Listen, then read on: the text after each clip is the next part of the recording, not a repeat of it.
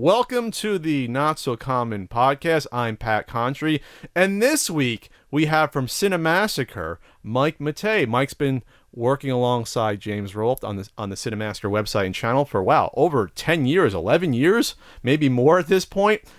You've seen him on some of the AVGN videos acting horribly as the Joker. Nowadays you see him on James and Mike Mondays. He does playthroughs. He does Let's Play videos. He keeps the channel busy for sure. Welcome, Mike. Well, thanks, Pat. Thanks for all that. And yeah, speaking of speaking of James, I have to say, I think today or it might be tomorrow. It's going to be very shortly. Our channel is actually about to hit 1 billion views, if you can believe it or not. And really, and I want to say, congratulations to James for pulling that off. I mean, I remember, going to college with James, and I remember him trying to get people together to watch a little short film that he would make. He'd make like a little horror film or a little comedy thing, and he'd get a room full of like 3 or 4 people, and and that was like exciting for him to like film something and get like just a couple of people in a room to watch something.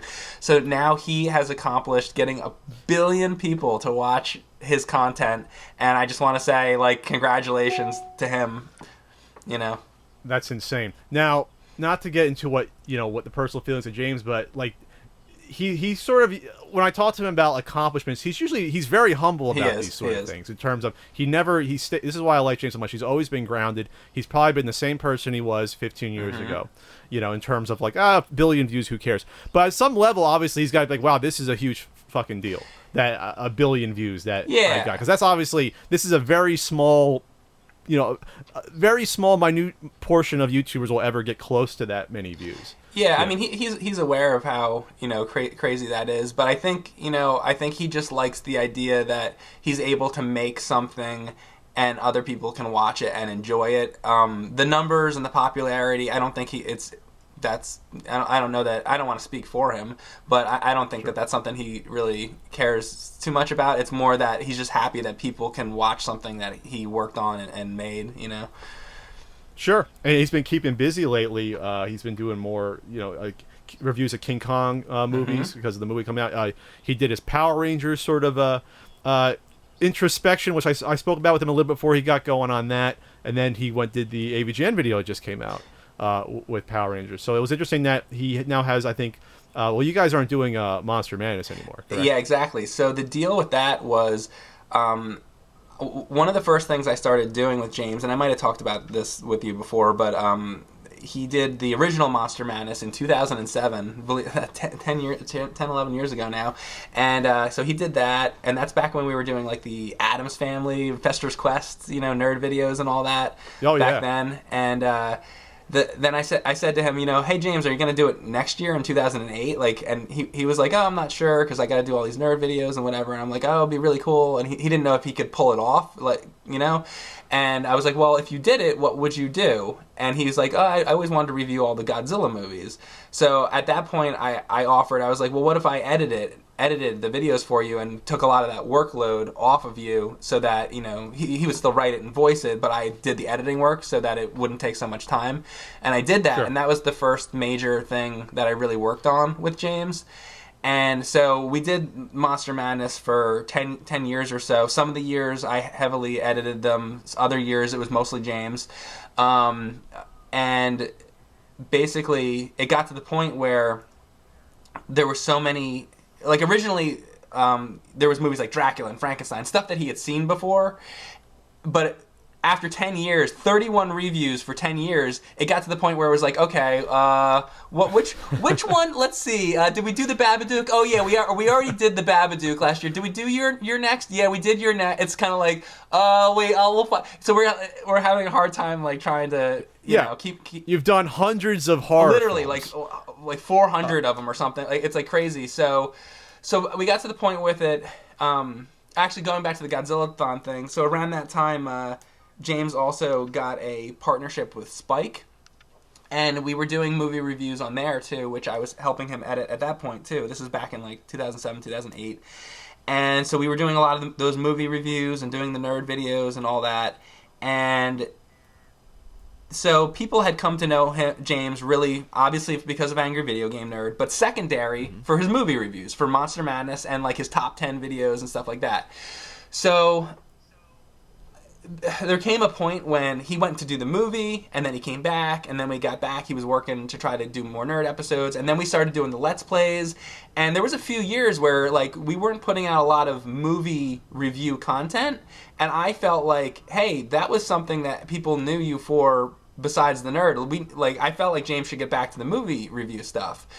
So the problem was that on YouTube, with Content ID and stuff like this, you got to be careful with, just ripping movies and throwing them online. You can't be doing that. Sure. So, and I know other people online have had trouble with that. So we started using still frames for the videos, which back in the day with Spike, that was sort of, we used a lot of still frames. So we're doing that now.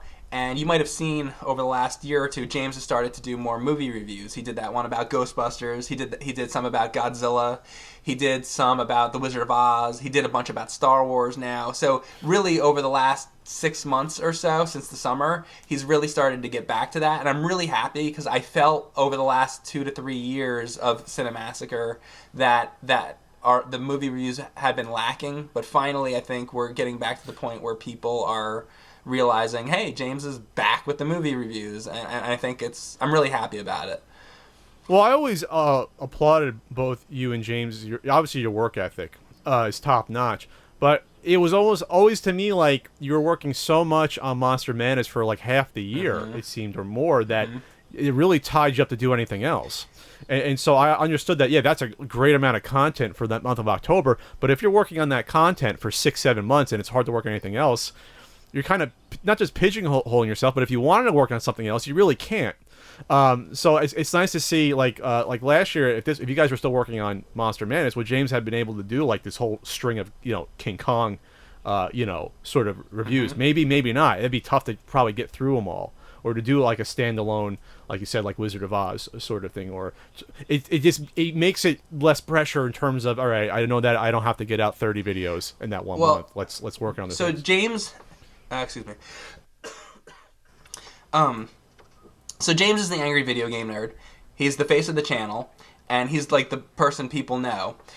So I had felt like the only real time you'd see James during the year doing the movie reviews was in October during Monster Madness. So October would come and it would be like bam, bam, bam, bam, bam. All these reviews would come out with James. But then what would happen is the rest of the year, you would barely see November, December, January, February, March, April. You wouldn't see much of James on the channel. And I felt like that was a problem because people come there to see James.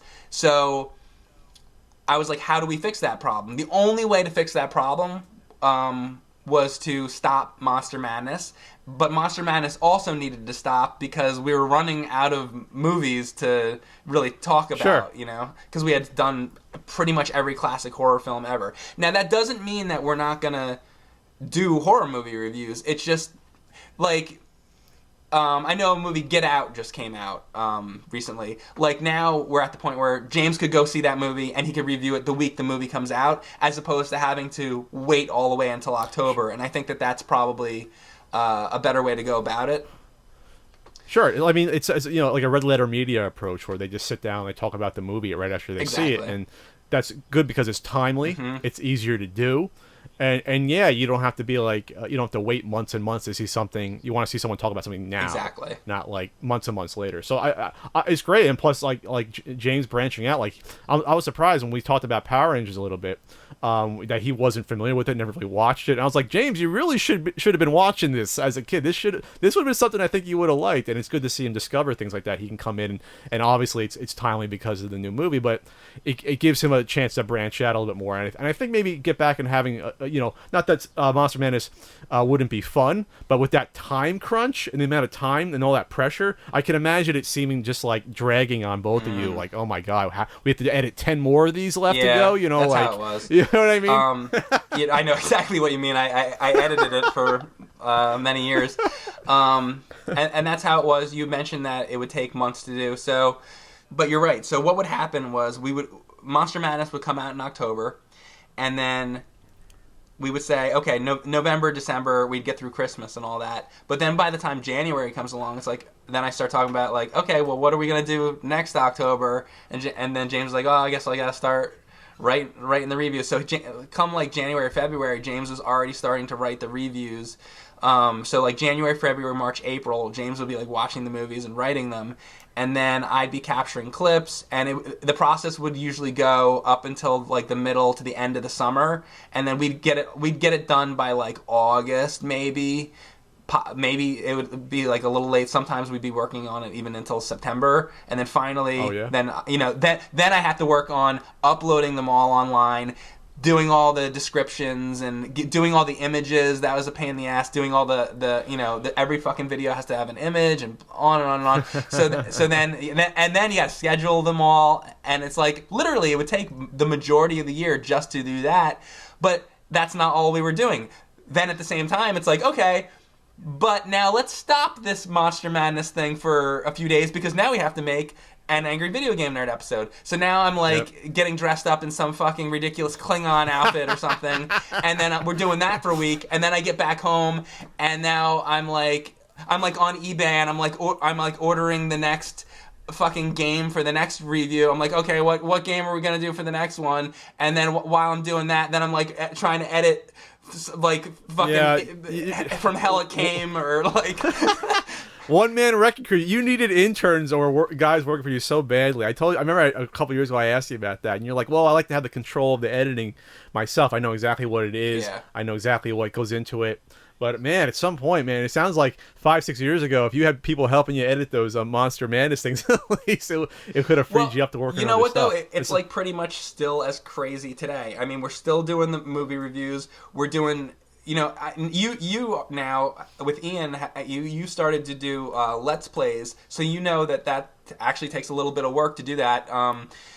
I mean, they're not, it's not like making the NES Punk episode. It's not like making an AVGN episode, but still, to sit there and play the game, and then you gotta do a little editing, gotta upload it. It's it takes some time. And for our videos, our Let's Plays, I edit in a little bit more stuff. It's not just the game footage. There's the footage of us on the couch, and then also a lot of times I get other shots. I'll get shots of consoles and stuff like that. So it's a little bit more work than your standard Let's Play. And it's also edited down quite a bit, we edit out a lot of dead air, because I think James and I are not usually the best at we're not like radio people, where you're great at that. You can just keep it going and going. We sometimes will be playing a game, and then there'll be a little bit of dead air, so we cut that out. What's interesting about that, though, is that when there's dead air, you're probably playing better. Yes. And unfortunately, due to Ian's illness, the Let's Play stopped before they got any momentum, so we have to see if we're going to go back to that. Unfortunately, we only did like 2 or 3 sets of Let's Plays. Yeah, it seemed like you had just started that, and then he got sick. Yeah, but what was interesting is that people saying how bad I was at all these games, like Ninja Gaiden. I didn't get up to the final level. Those little guys flying around. What was that, like 4-3 or whatever I got up to, or whatever 5-2, whatever. People are like, oh, you suck, Pat. It's like, oh, I beat these games before. But the point is that when you're trying to make it entertaining and talk and have running jokes. I think the last Ninja Gaiden one we talked about purple drink or purple stuff, and I had a whole running theme with that. It's hard to do that and be competent at the game at the same time and try to be entertaining. Exactly. And there are different markets where there's some people that watch Let's Plays just to see the skill of it or speed runs. Other people just want to hang out with the personalities and hear them talk to each other. So there's different avenues you can go. I guess I was trying to split the difference, and I guess it can work out. But the percentage of games I've beaten on the Let's Plays has been so low. I think we've only beat 1 out of like 15 or 1 out of 12, right. Whatever it's been. Like Mike Tyson's Punch-Out, I only got up to I think I couldn't get past Mr. Sandman. And it's funny because I know normally the hardest part other than Tyson. Sure, but I know that like if I played that normally without a Let's Play concentrating, I could beat him. I can beat Mike Tyson, but not during that environment. It's like you're worse at the game then. It's like you have to sacrifice the game playing talent for entertainment. So if that makes any sense. It makes absolute sense, and I have gone through the exact same thing. So in I think November, I started with an answer to that problem. So there's different types of videos. So you have your Angry Video Game Nerd videos, which are scripted. Then you have the Let's Plays, like James and Mike Mondays, where it's, James and me on the couch. And like you said, like filming with Ing, it can be hard to keep a conversation going and play at the same time and do any good. And then there's live streams where it kind of is what it is. You could suck or you could be good, whatever. It's just live. Whatever happens, happens. And then the newest thing I started to do is what I call playthroughs, where before I play a game, I practice the shit out of it. For example, I play through Ninja Gaiden 3, and I sat for actually a couple... Yeah, I sat for probably 2 days, I'd say, and I played it like 3 or 4 times one day, and then the next day I played it like another 3 or 4 times, and I got to the point with it where I got good enough at the game that I knew that I could beat it. Like, I could go through the whole game, and maybe I would die twice or something. So I was really good, really practiced, and then what I'm doing is then I go and I record, I use, XSplit, and it's the same exact thing as doing a live stream, except no audience, no chat, basically no interruptions, no... Do you see you on screen yes, at the same time? It's me. Okay. It's the game, but there's nobody.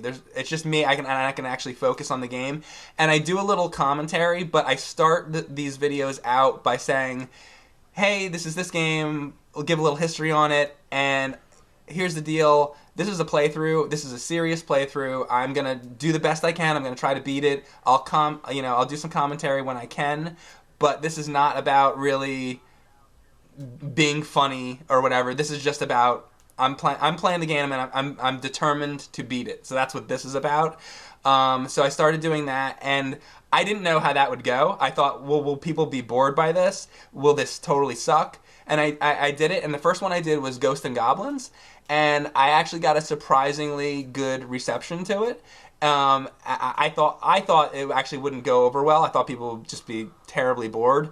But actually people liked it, and people have been watching it. So I do that now every once in a while when I get a chance. I've thought about doing that in the past. I think I recorded a Contra No Death run about a year ago. Oh, that's awesome. A half ago. And I said, well, this could be interesting, and maybe I can just every once in a while insert audio of me saying this is like the toughest part of the game, or this is what you watch out for, this is what, just problematic areas. Do something like that where I think there is the need for, like you said, people just want to see just skilled play at some point, or at least learn about the game without the snarky comments, or me have to scripting something out talking to a stuffed animal or something, like there is room for that as well. Except I don't know about, like, if you have the time to play for fun, to play through the entire game first and then come back, that works out. I think if someone like me would have to do it, I have to focus on, okay, what are the games that I know I'm already good at, then go back in and play through them. And you're playing on real hardware, correct? You're not using save states. It's actual. Well, I'll use the ABS because I want it. The other thing is I want it to be like 60 frames per second HDMI. I want it to look good, and I'm doing it through XSplit and stuff. So yeah. That makes sense. Sure. But, you can play in your LCD TV, but also capture high quality. Yeah. So it depends. I use God damn. I use different stuff, but I'm getting over this cold. I caught a cold at PAX, and I've been trying to get through it, and it's just still lingering. But yeah, so I've been doing that, and the thing about another thing I want to say actually is sometimes people give James a hard time because we might be playing a game and it's the same thing, for him. James is actually really, really good at NES games, and he's beaten fucking really hard games. He beat Transformers for Famicom, which is I've never beaten that game. He beat Street Fighter 2010, which is probably one of the hardest NES games. That's tough.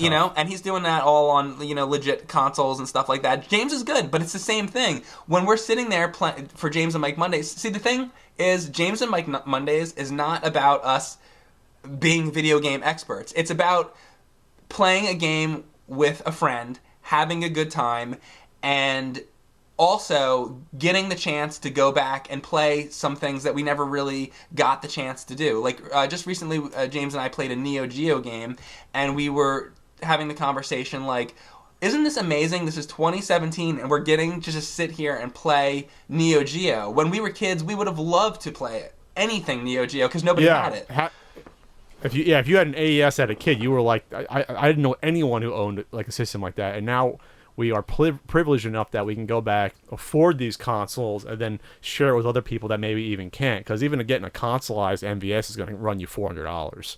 You know what I mean? Like, it's just ridiculous to do that. But no, there's an education factor as well, which I think is what you're touching upon. Where yes, it's entertainment, but you can learn about these games. You can That's learn also about. important You can for me, talk about. yeah.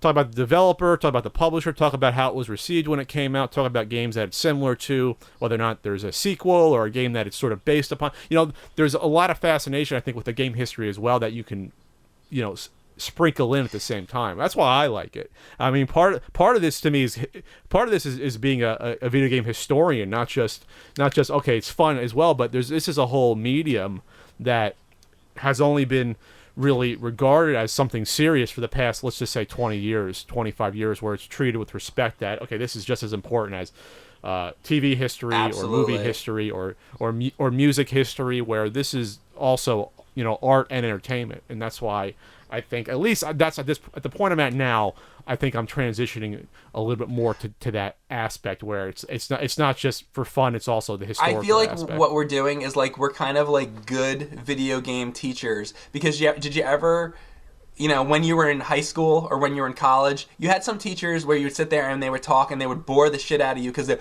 blah blah blah blah blah and in 1920 blah blah blah. But then I don't know if you had this experience, but I had some really good teachers who would get up there and they would find a way to make it entertaining. So when you watch Angry Video Game Nerd, he's giving you a video game history lesson, but he's doing it in a funny way so that it's entertaining. You're learning and you're enjoying it at the same time.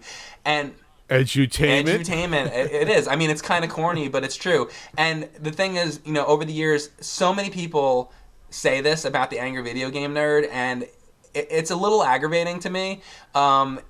They'll say, oh yeah, AVGN, you know, diarrhea fuck farts. Well, he got famous for saying fuck. The thing is, this show's been around for over 10 years now. If the show was only about James just going diarrhea fuck farts, it would have lasted 2 weeks and it would have been here and gone. The show is about a lot more than just him saying fuck and all that. And the other thing about it is him cursing and all that.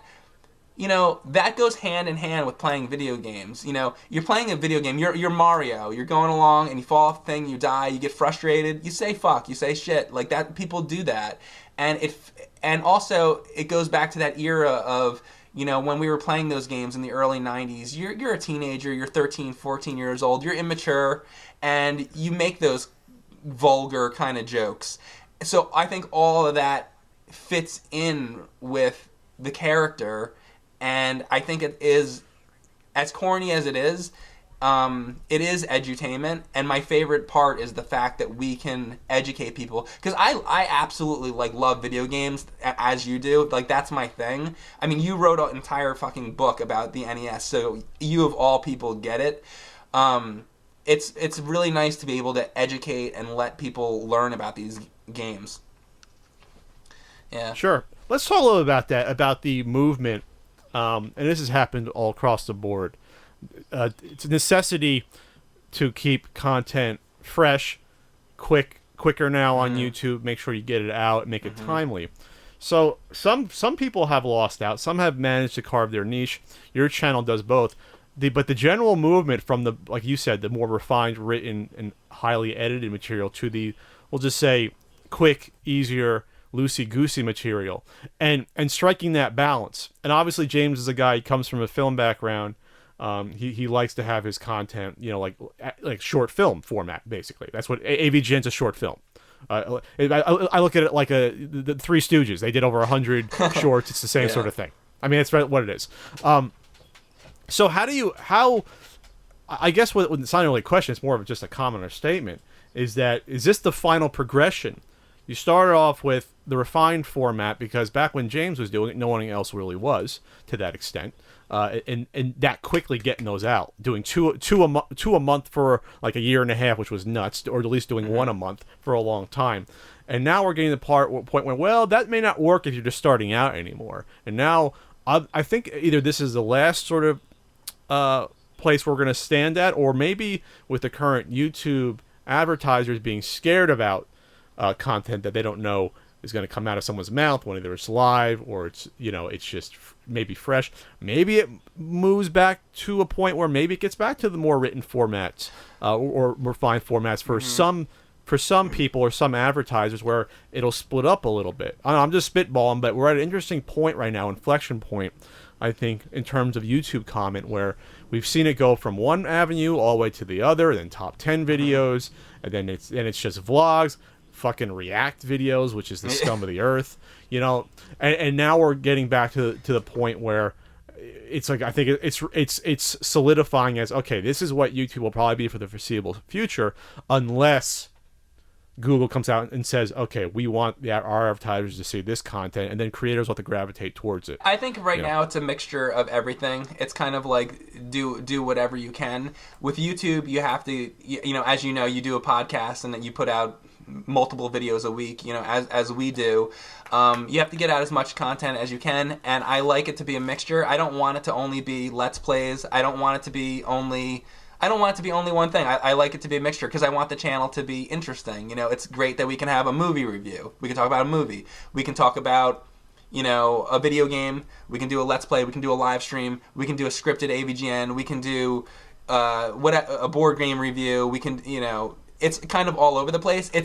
It's making whatever kind of content you can to entertain people. And I think that we did go through quite a period of like the Let's Play period. I think that's dying down a little bit right now, and I think that it's not dead by any means, but I think that it was kind of all Let's Plays for a few years, where I think people might be getting a little tired of it, and I think the scripted formula is kind of on the rise again, because I've noticed when lately, over the last year, people like scripted content seems to be doing better lately than in terms of views. I don't just mean for our channel. I've seen on other channels like people that actually have writers and use scripts. It's like you're watching that, they're more interesting. And honestly, I've always felt scripted videos were more interesting, but YouTube went into that whole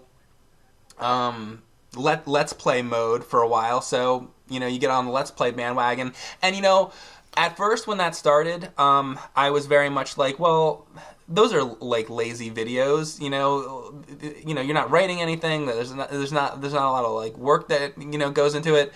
But then when we started doing the Let's Play videos, I started to feel differently about them. I don't think they're the devil the way I thought they were at first. Like, they're fun to do, and if you can do them the right way, you can actually educate while you're doing a Let's Play.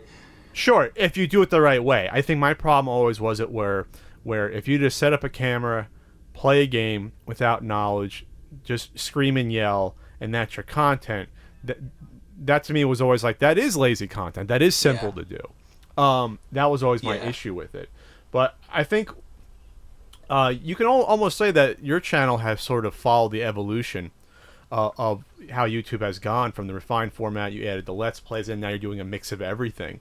And I think you probably agree that your channel is probably at a spot where you try to stay ahead of the curve and not fall too far behind. Because I know you work hard. You don't take days off usually. I don't I know really. I take a few days here and there, but not much. But I know that you try to make sure that views aren't lagging, and try to keep up with what's trending. But at the end of the day, do you still feel that you are doing the content that makes you happy to work on, and that you think it's still enjoyable to do this, to grind it out, to work all this time? You think you're still there?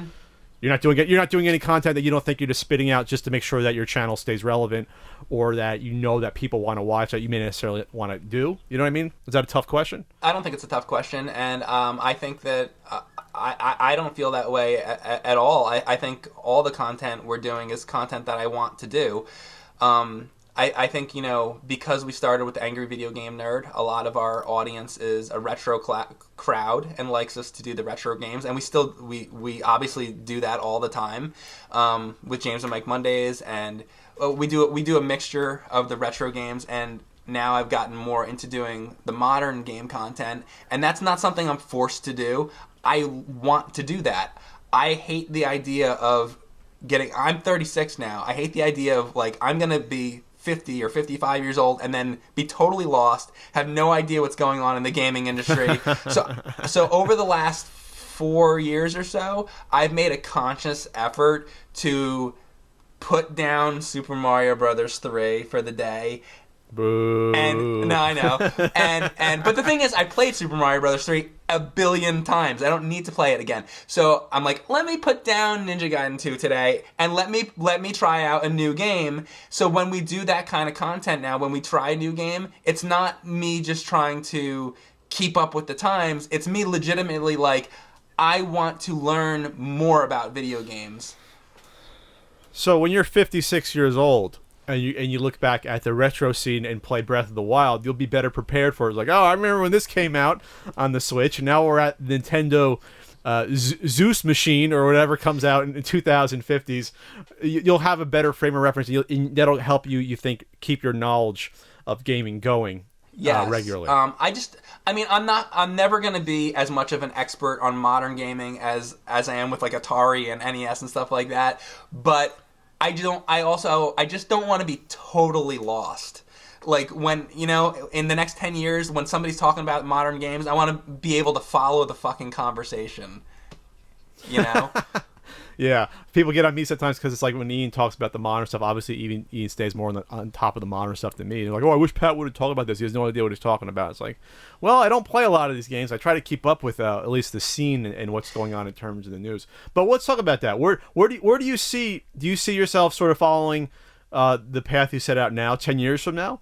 You see yourself still grinding away, doing a weekly Let's Play video or written format? How do you see? Can you even think about 10 years in the future, or is that too much of a sort of thinking about? 10 years in the future is pretty far, but I mean, in the near future, in the next 4 or 5 years, I see us generally doing what we're doing. I'd like to get back to doing a little bit more AVGN videos. They've slowed down over the last few years, and I don't know if it'll ever get back to doing like 24 in a year or whatever that we did at the most, which we were doing at one point. But yeah. I'd like to get it to be a little bit more than it has been, and I think we're on the path right now where we might get a little bit more out than we've been in the last few years. So that's one thing I want to do. The Angry Video Game Nerd is really important to me. It's what launched everything that we did. It's what we started with. So keeping that going is important, but as far as all the rest of the game content, basically, as long as I can do something related to video games, whether it's live streaming, whether it's a standard review of a game, whether it's a Let's Play, or whether it's something else that we develop over the next few years, whatever. If I can talk about and play video games and do that, I'll be happy, regardless of what the format is. You ever think about Cinemassacre, the next generation? You bring up some young, plucky kids, some 20-year-olds to sort of pitch in and expand the channel, expand the brand, or is that not something you could see happening down the line? Well, whenever, it's always hard bringing in new people. It took a long time for people to even realize who I am, or to be comfortable even at all with me, or to tolerate me. And I've been helping James out with it since 2000, but since the beginning, and still, it's really bringing on new people for our channel is not. It's tough because people really just want to see James, to be honest, and because he's you can't say that now. Nowadays, you're on the channel so much that it's mutated to. It's your channel, obviously, as well. You help run it, and you're the face of it as well. So at this point, all those people that complain, they bled out. They're gone. That's like 5 years ago. That's over with. They lost that battle. They're there to see you too. I think once we started doing James and Mike Mondays, people kind of realized who James and I are as human beings, and not just, hey, there's that nerd character that we see that says, all these funny things, and it sort of humanized James to people, and through that they learned who I am and what I do, and so that's helped a lot. And I've thought of James and Mike Mondays kind of as like the reality TV version of Angry Video Game Nerd, and it's been it's a lot of fun. It's a lot of fun to get together with him and record those and everything. But that's the point. I think we spoke about it before we started recording. About channels used to be based upon sort of like one show or one character. Yeah. Now they've expanded. Like you, Pat the NES Punk. And people say, well, that's what the channel is started from. Well, it's sort of changed. Now channels are based... Times change. You can't do the same thing forever. If all you did was Pat the NES Punk videos... There'd be no channel. You would have been dead 5 years ago. And I don't mean you would be dead. I mean the channel... Yeah, it wouldn't have grown. Imagine if you didn't do the podcast. If I didn't do the podcast, the channel, I probably would... I wouldn't be... You wouldn't see me. You would have been screwed. I would have been out. Yeah. I would have maybe just went into, well, I could have just been a writer full time and tried my hand at that, or I would have been like opened up a diner, or I would have worked alongside Frank mowing lawns, like who knows. But the point I was trying to get to is that you hit upon it. Channels now have changed into being based upon, I'd say, people or personalities versus just characters, and just shows. And I think that's a natural progression of where we're at, where it went from like the original YouTube where just, vloggers were the big people.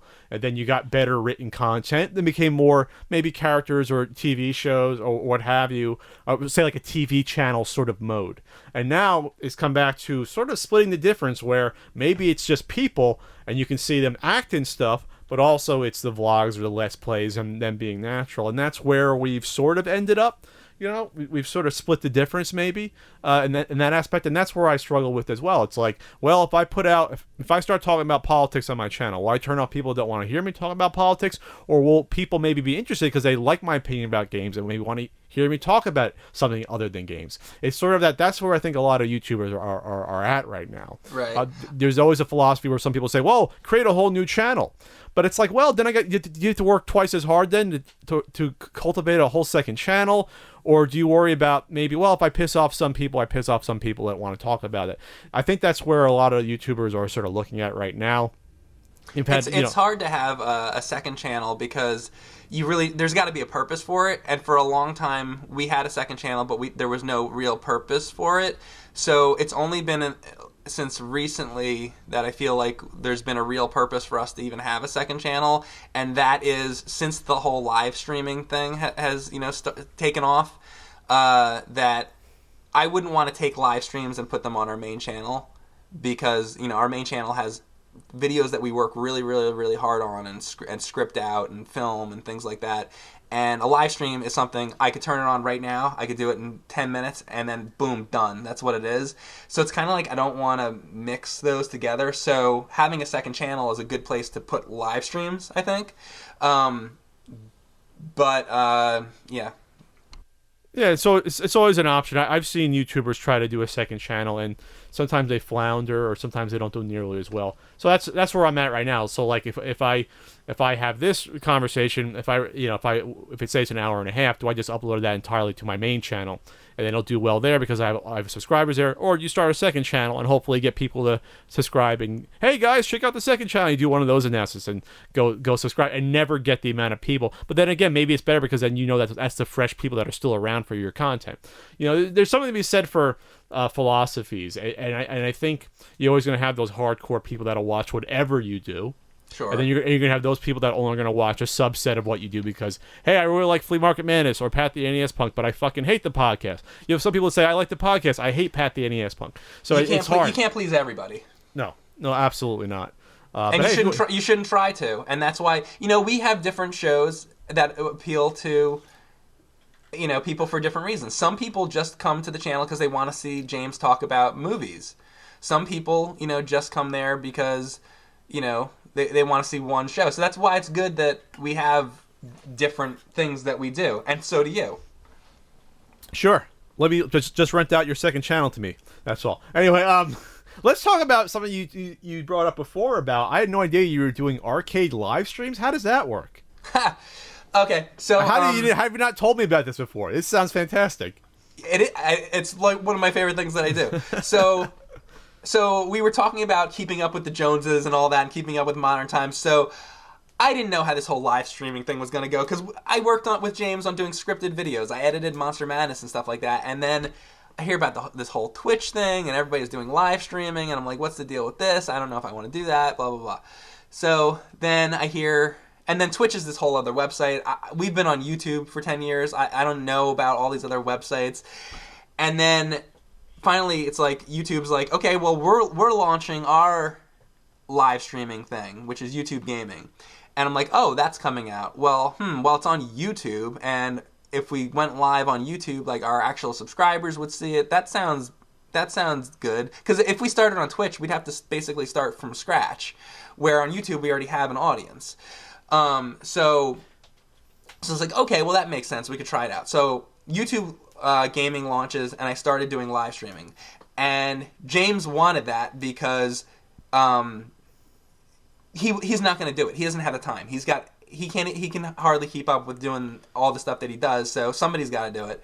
So I start doing the live streams, and most of the people that go on there, they're playing modern games. You can see people live stream. They're playing like Call of Duty, and they're playing Battlefront and all those types of games. League of Legends. Yeah, League of Legends, all that stuff, and that's fine. But I'm not probably going to be playing that stuff when I stream. Largely, I'm streaming retro games. Sometimes I'll stream a modern game, but even when I do modern games, sometimes I'll do like a modern retro game, like Shovel Knight or something like that. But so one of the things, the thing that got me into video games was really arcade games, and I had that conversation with you before about going into the arcades and the roller rink as a kid and all that. And I love arcade games, and I thought, nobody really does that. People are playing League of Legends and all that stuff. I'll start doing arcade live streams, and when I do those, people really, really respond well to it, and they like it. So what do you do? You go out to an actual arcade? You bring your phone? No. Like, what do you mean? How do you do that? No. They're streamed on the PC. Oh, you're just streaming like an emulator. Oh, yeah. I was thinking you went out to the Seaside Heights Boardwalk and went to an arcade and said something. I wish. That's the next step. Okay. You're just saying arcade game live stream. So you're booting up MAME, you're loading up like the Ghostbusters arcade game, and you're playing it. And exactly. For a lot of people that never saw these games before, are like, oh, this is pretty cool.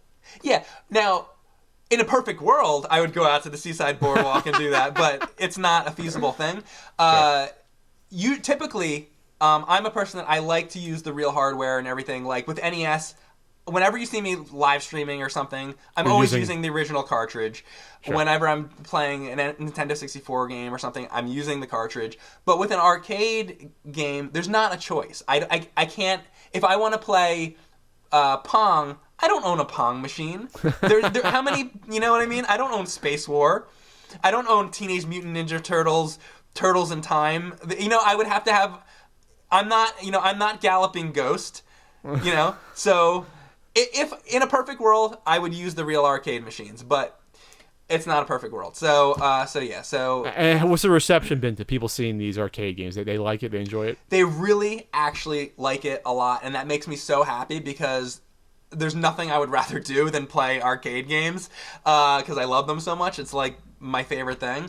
And so I've been playing. I did one of the Bucky O'Hare arcade machine recently, and people really like that. I did the Aliens 1990 arcade machine. Oh, that's a great one. Yeah, and people really these games. enjoyed in these that. games, what's important about that is a lot of these games were never ported over to another system, which is fascinating. So, like for a lot of people, like we're seeing Ninja Turtles arcade. It was never on another system back in the day, or something like Simpsons or Alien vs Predator, which was one of the best beat 'em ups ever.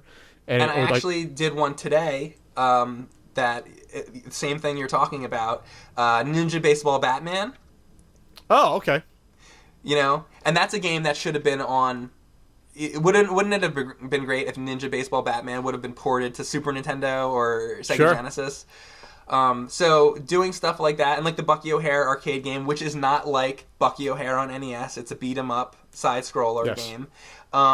Doing games like that, people are really interested in it because it's something different, and they're not getting that anywhere else really. I mean, I'm sure there's channels on YouTube that do arcade stuff, but Oh, sure. not a lot of people, especially some of the bigger channels, aren't really covering that kind of stuff. A lot of people are covering. It's basically PewDiePie is not going to be playing Bucky O'Hare the arcade machine. Probably not. Yeah. PewDiePie's got into a much different direction lately. We won't get right. You know what? I don't really watch a lot of his videos. I don't know what he does, but I figured he plays games. I don't know. He's gone to more trying to do commentary and be controversial, and that's why he's gotten into trouble. I don't watch a lot of. I honestly don't watch a lot of other YouTubers that much. No, so that's like Ian. Ian doesn't even watch YouTube. He doesn't even watch my stuff. Ian. I was like, oh, Ian, did you see me talk about this in the podcast? He's like, no, I didn't. I was like, dude, it's your podcast too. In all honesty, your podcast is one of the few things that I watch on YouTube because.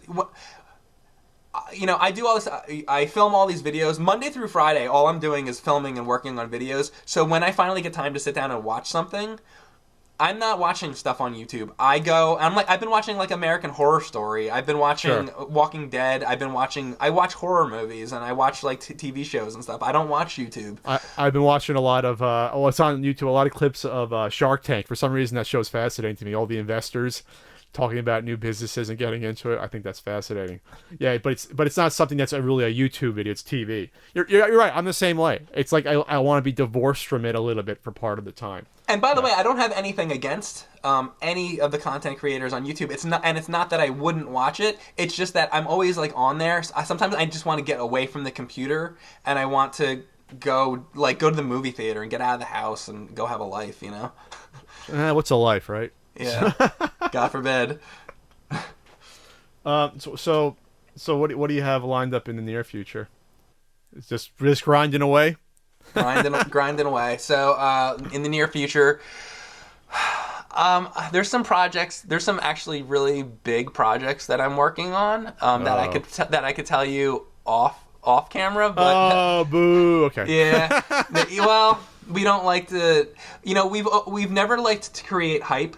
If you ever noticed, we don't usually give away like what the next nerd episode is. Usually they just come out and it's like, oh, sure. There's that. Because the reason we don't do that is I think we did that once or twice where we said beforehand. I want to say like Superman 64 or Fester's Quest or something like that. We said beforehand, we were like, okay, the next nerd episode is Fester's Quest. I don't remember if it was that one, but that happened, and then everybody built up all this hype, and we were getting comments and emails and Fester's Quest, this and that, and then the video came out and it was like, that wasn't as good as I thought it would be. Sure, because people are building up in their mind. They think, okay, he's going to talk about this or have this joke for this. And then James doesn't do it, and then it's not as good. So since then, we don't. And that's why I'm not going to tell you the big projects that I'm working on, because then people say, "Oh, it's that they're going to do this," and then it's not going to be the way you think it's going to be, and then it's going to be disappointing. But definitely scripted AVGN stuff you're talking about that's going to be in the future. I mean, that's basically okay. Well, fair enough. I'll get it out of you off camera. Has nothing to do with pork roll though. We don't think it's have anything to do with pork roll. So other than pork roll. You know how that started, the whole pork roll thing? Because I know why. Because James is always talking about pork roll. He was talking about pork roll to me the other day. Well, yes, but how it originally started. Tell me about pork roll. Well, when we went out, when we shot the NWC video, the AVGN video, and that was like 6 years ago already. Holy shit, I'm old. 2011. We had pork roll and eggs for breakfast because I'm on the West Coast now, and it's hard to get pork roll. It's a regional thing. It's like Pennsylvania, you gotta New come York, back New to the Jersey. East Coast, man. I'll be back in June for too many games. We should hang out a little bit. And maybe before that, we'll see. There's actually a pork roll festival in May, by the way, that me and James found out about. I swear to God, there's a pork roll festival. Anyway, but actually, okay, as an aside, I can get pork roll now, which is dangerous though. One of my local grocers actually carries it. Which is like, I was like shocked, so they have to have it imported. But anyway, so I would always eat pork roll if I came out and saw James, like the once every year and a half, whatever, we'd come out and film something or visit, I'd have pork roll. So when we filmed the Bayou Billy crossover. No, the AVGN. It was actually the. Oh, that's right. It wasn't one of the charity. That's right. When we split it, one video on your channel, one on mine. The crossover. which I thought that was a pretty good video. I don't know if you thought about it. That was okay. But we had pork roll again before we filmed that. So then I ad-libbed a pork roll line that showed up in the video. And then James wasn't expecting it. So after that, for somehow it was worked into every one of the AVGN charity videos every year. And the last video, he just blew it up, or like the whole thing was about pork roll. You call it like Pat's pork roll video or whatever. You see the last charity video from November? So what like, okay, I'm from New Jersey originally. I grew up in New Jersey. Yeah. Okay, my mom's side was German. My dad's side was So was Romanian. mine. My mom's side was half German. But I grew up in New Jersey, and I would go to the grocery store, and I would go to the frozen aisle or whatever it was, buy the yogurt and all that, and they'd have all the white and red Taylor pork roll boxes. And sometimes, we'd pick them up, bring them home, we eat them. I like Taylor pork roll. But why are we talking about Taylor? What does this have to do? What's the deal? What do you mean? I just told you the deal. We just like pork roll. What's the deal with Taylor pork roll? What's the deal with pork roll? It's just a goofy regional thing that I guess me and James have bonded over. I don't know. That's all. It's just a Well, it is a goofy regional thing. That's one of the reasons why, I'm going to be honest, like, if I wasn't probably local to New Jersey, James probably would never talk to me when I originally met him. I'm like, hey, I'm from New Jersey too. We're about the same age. And he'd probably say, oh, okay, you're not totally crazy. Because when I first met James, it was, I think I told you the story before, it was SGC 2010. And that's when we first really met. And he sort of knew, like, okay, here's a guy that kind of does videos that aren't awful. And again, I was shocked that he saw my videos. Like I said, hey, James, we're both going to be at SGC. Here's like some of my videos. And he actually watched them and said, oh, this is pretty good. And that's how I did. But I think that was one of the things we bonded over as well. We're both from New Jersey. Not a lot of YouTubers from there. You were one of the first guys that did that kind of thing. Pork roll? There was really you, there was James, and there was Sean Baby. From what I remember. In terms of like old video retro content? Yeah, like people that people knew online that with a comedic twist to it a little bit. That did like NES reviews with comedy, I guess. And I want to know from you, because I know all about how the thing with James when you started doing like the comedic NES stuff online. How did it start? So basically what happened was is that I did some film stuff in college. Obviously, I always collected games since I've been collecting games for like 20 years. 20 years. I started recollecting in my late teens after I sold everything and got it back. Okay. And then when YouTube started getting to be like a thing, we'll just say 2006, definitely by 2007, I was like, okay, this is a thing now. Obviously, I saw James's videos probably, let's see, late 2006 when he had like the Friday the 13th and the Freddy Krueger Nightmare on Elm Street ones. That's when he started to get bigger then.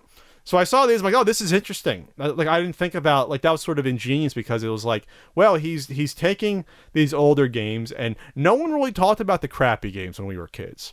No one talked about them. So it was interesting that he saw that there was some value in talking about. Well, then again, I don't think Friday the 13th is that terrible. But talking about the games that I really don't like that game.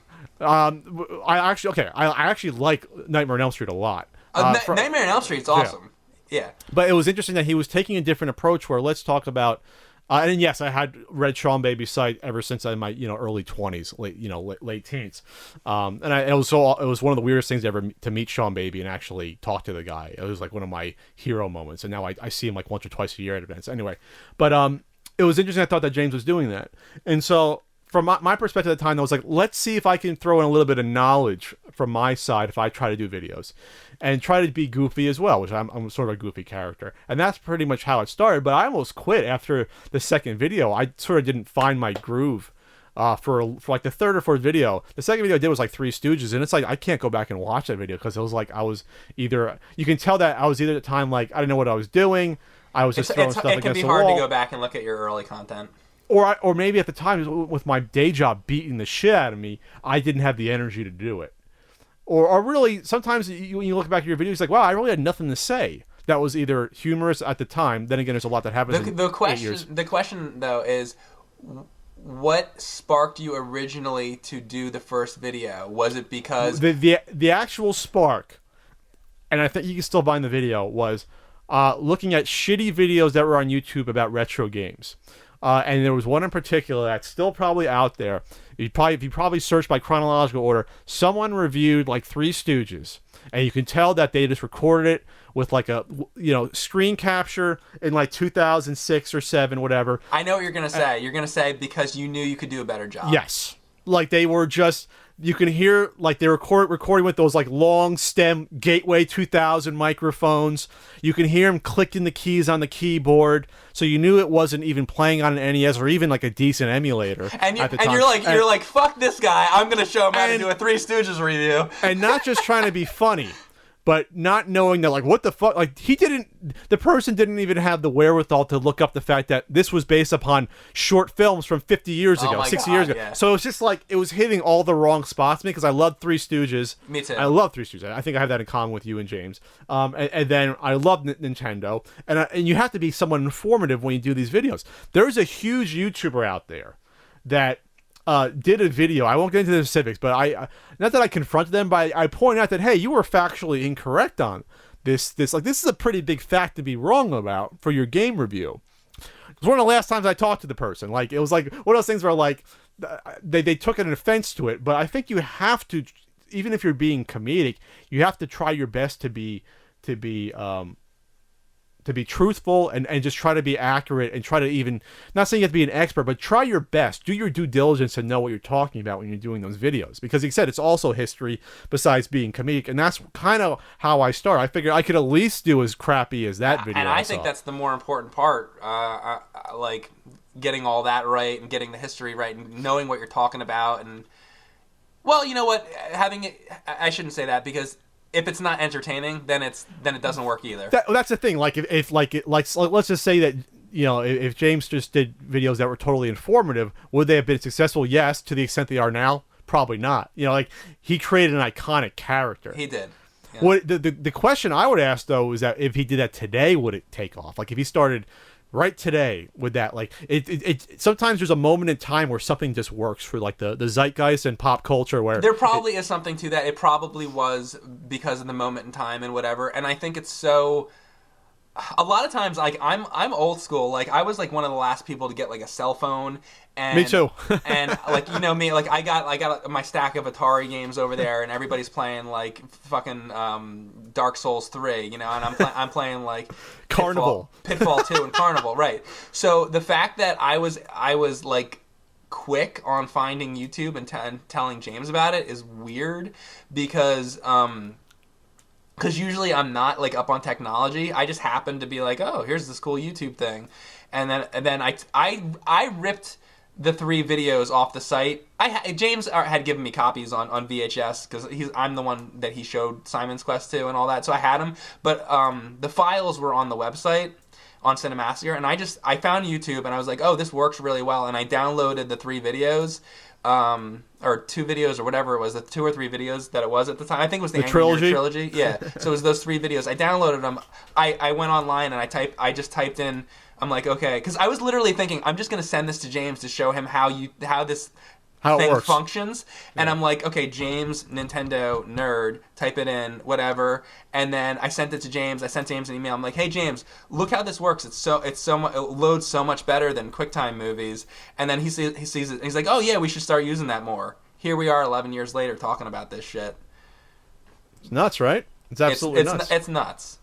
It's interesting because it was one of those things where it didn't click to me where, oh, maybe you can use YouTube to do like short films, because I had tried to do a couple of short films before that, entered into film festivals, things like that. But I guess it's how technology sort of clicks with people, right? Because there was live streaming before video game live streaming. There was people like Justin TV and Ustream existed, and people just used it for whatever. Then it clicked where someone's like, oh, I'm going to use that for video games. And then it blows up, and then Justin TV goes away and just becomes Twitch.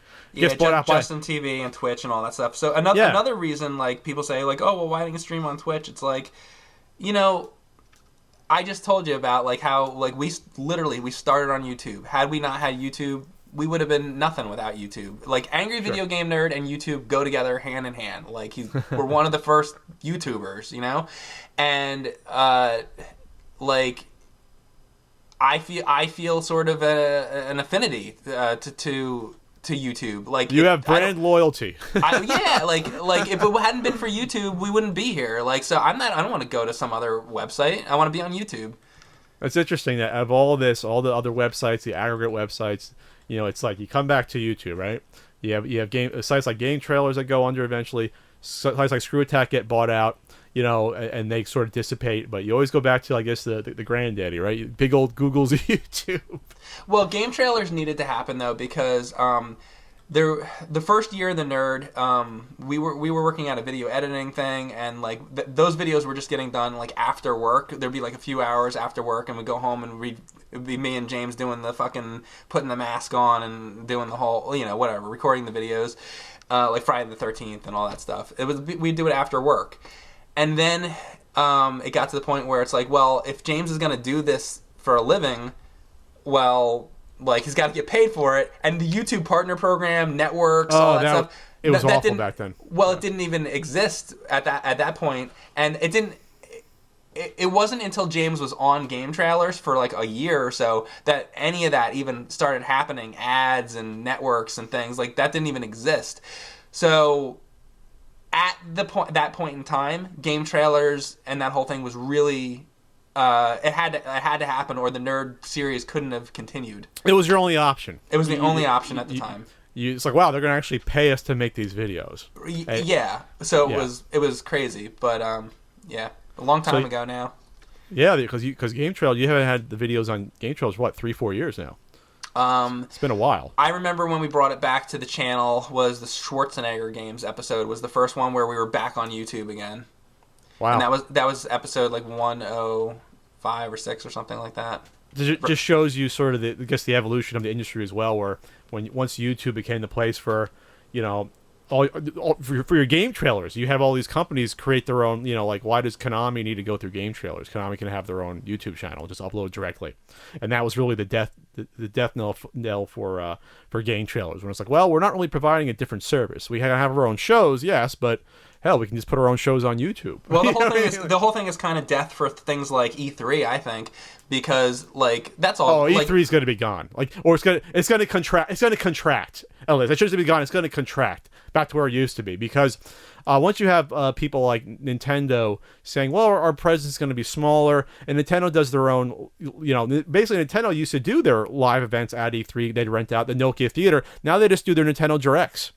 You know, a few times a year, like, oh, here's our stuff coming out. And they reach more people. You don't need to be at a trade show. Why should they go to California and set up this big, expensive, elaborate, probably $100,000, however many dollars? They got to rent the space. They got to pay the people. They got to make all the. And when Nintendo does that stuff in the past, I mean, they go all out. They got to fly out like Reggie and Miyamoto, and they got to do all this shit and spend all this money when they could take the trailer and put it on YouTube, and it would do them just as much good. Or they make those Nintendo Directs. They just produce a little slick short video with their gameplay, and that's what they do now. Yes. You know, so yeah, exactly.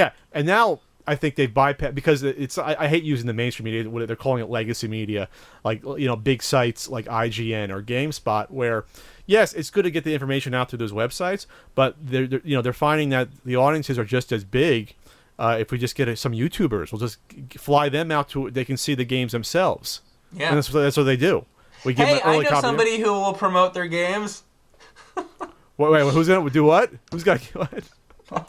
I'm just messing around. Oh, you're trying to get I'm shilling a free flyover out to see a game.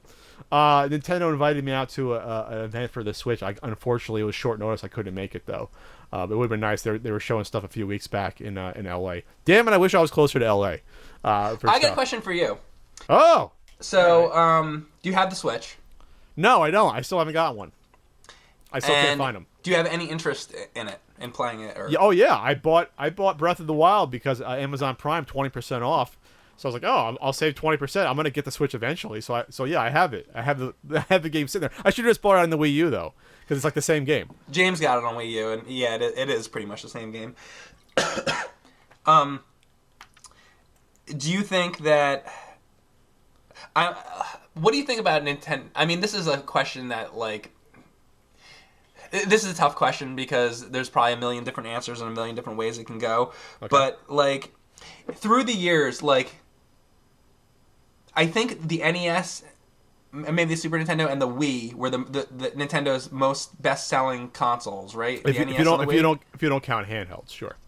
I'm not counting hand. I'm just talking consoles here.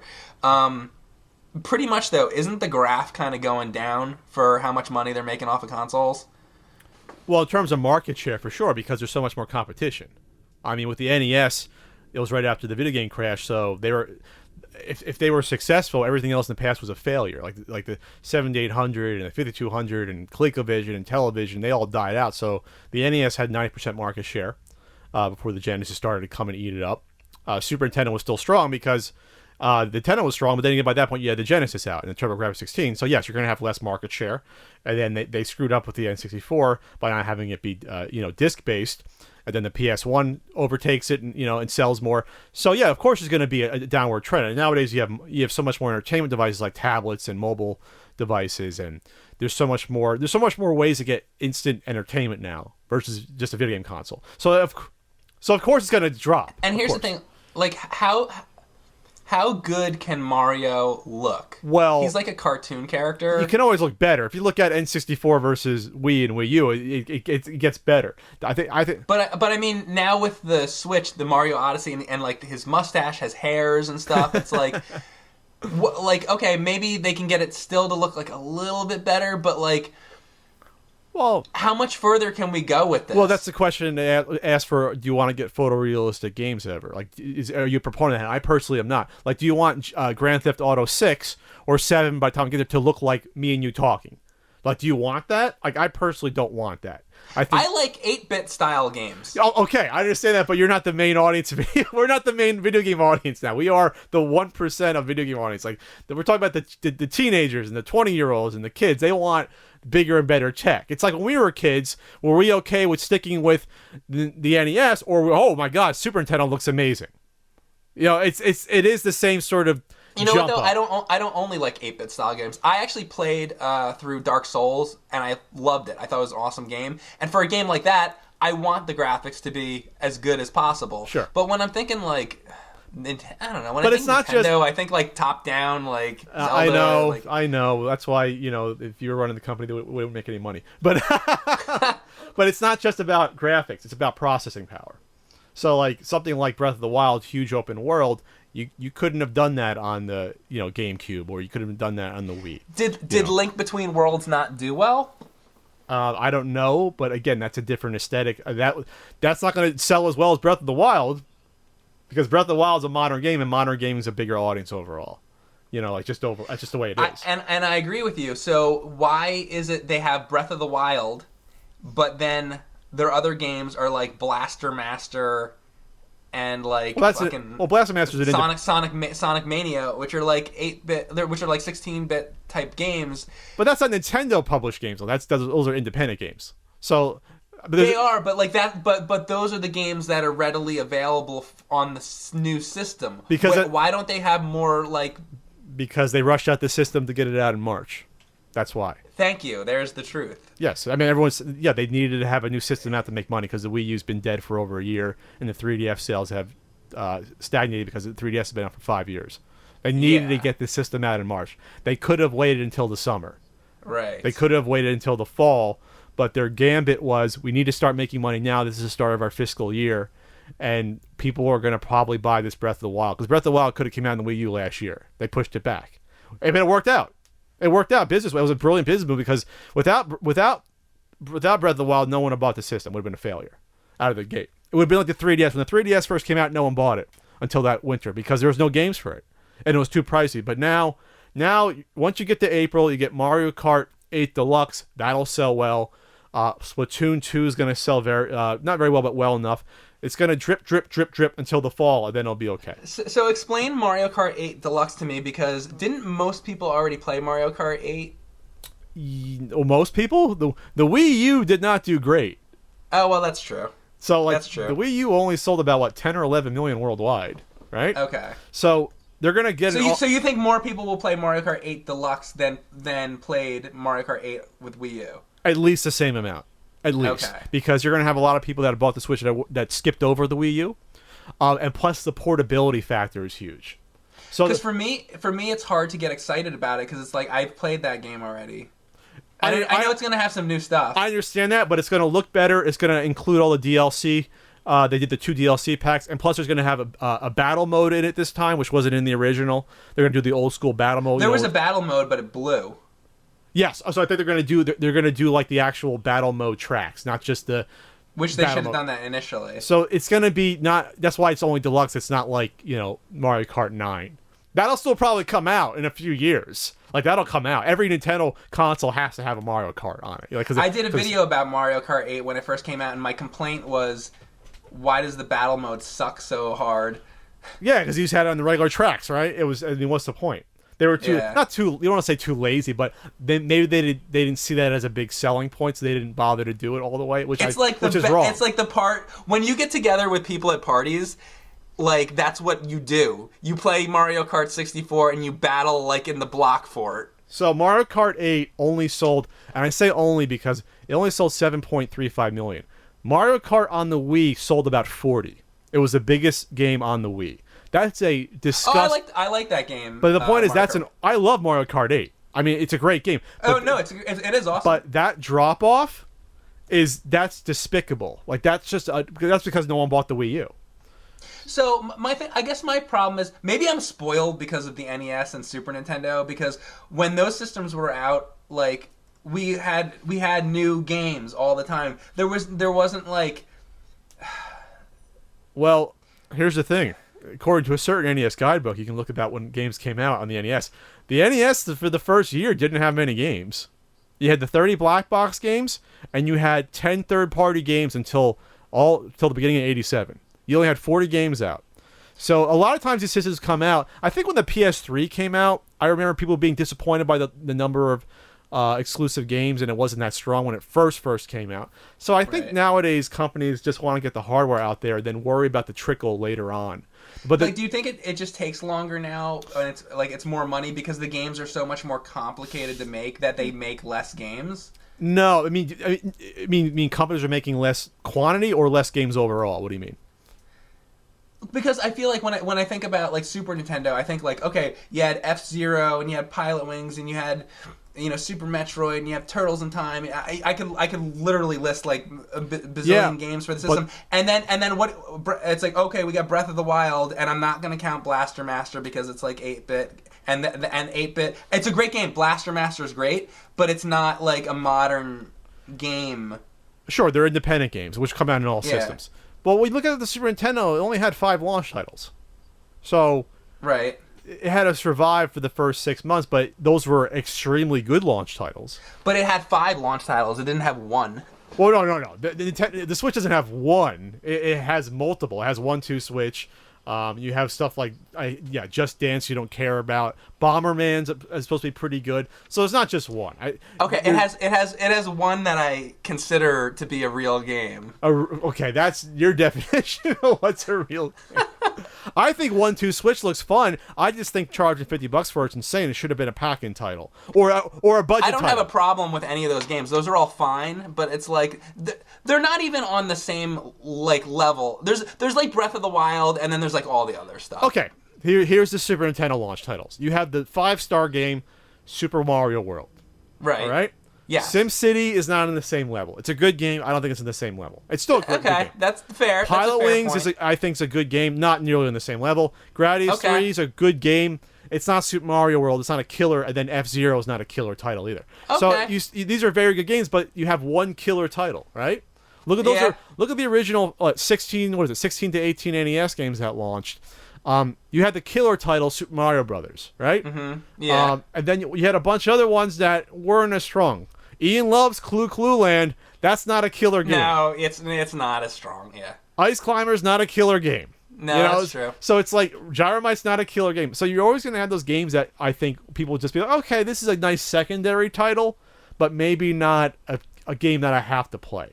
You know what I mean? Like, you know what? Do you have to? Good. Like, even though like I love Excite Bike, mm-hmm. It's not to me a great game. It's a very good game. You know, like it's not like a game where you can play it. Kung Fu, I love Kung Fu though. Like, right. So it varies, but that's rare, harder. Though. Maybe it's just harder looking back because when I look back in my mind, I'm thinking, Link to the Past, Super Metroid. But those weren't games that came out within the first couple of years, though. Yeah, they didn't come out. It took a while to get them out there. Yeah. You know what I mean? I think you're going to look back at the Switch, like, let's see what the first year and a half of the Switch does, and you'd be like, you'll lump together Mario Kart Deluxe, Splatoon 2 will sell well, you'll lump together, obviously, Breath of the Wild, and then that Mario Odyssey game will probably fly off the shelves in the winter. Like they better, Mario Odyssey will do good. So they better get that game out for Christmas because that'll sell the system. Like they'll sell more. Like they just doubled the amount of production. They thought that we're going to produce 8 million, but because of the strong opening, they're going to produce 16 million worldwide this year. That's a lot for a first year of sales.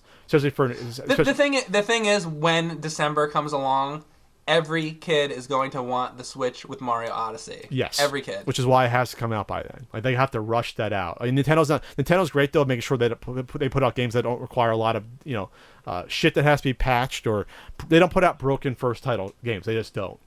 They make sure it's done well. So right now the launch titles, so the launch window is like December, but if they make sure that comes out like right after Thanksgiving, holy shit, is that gonna move? Like that'll sell the system.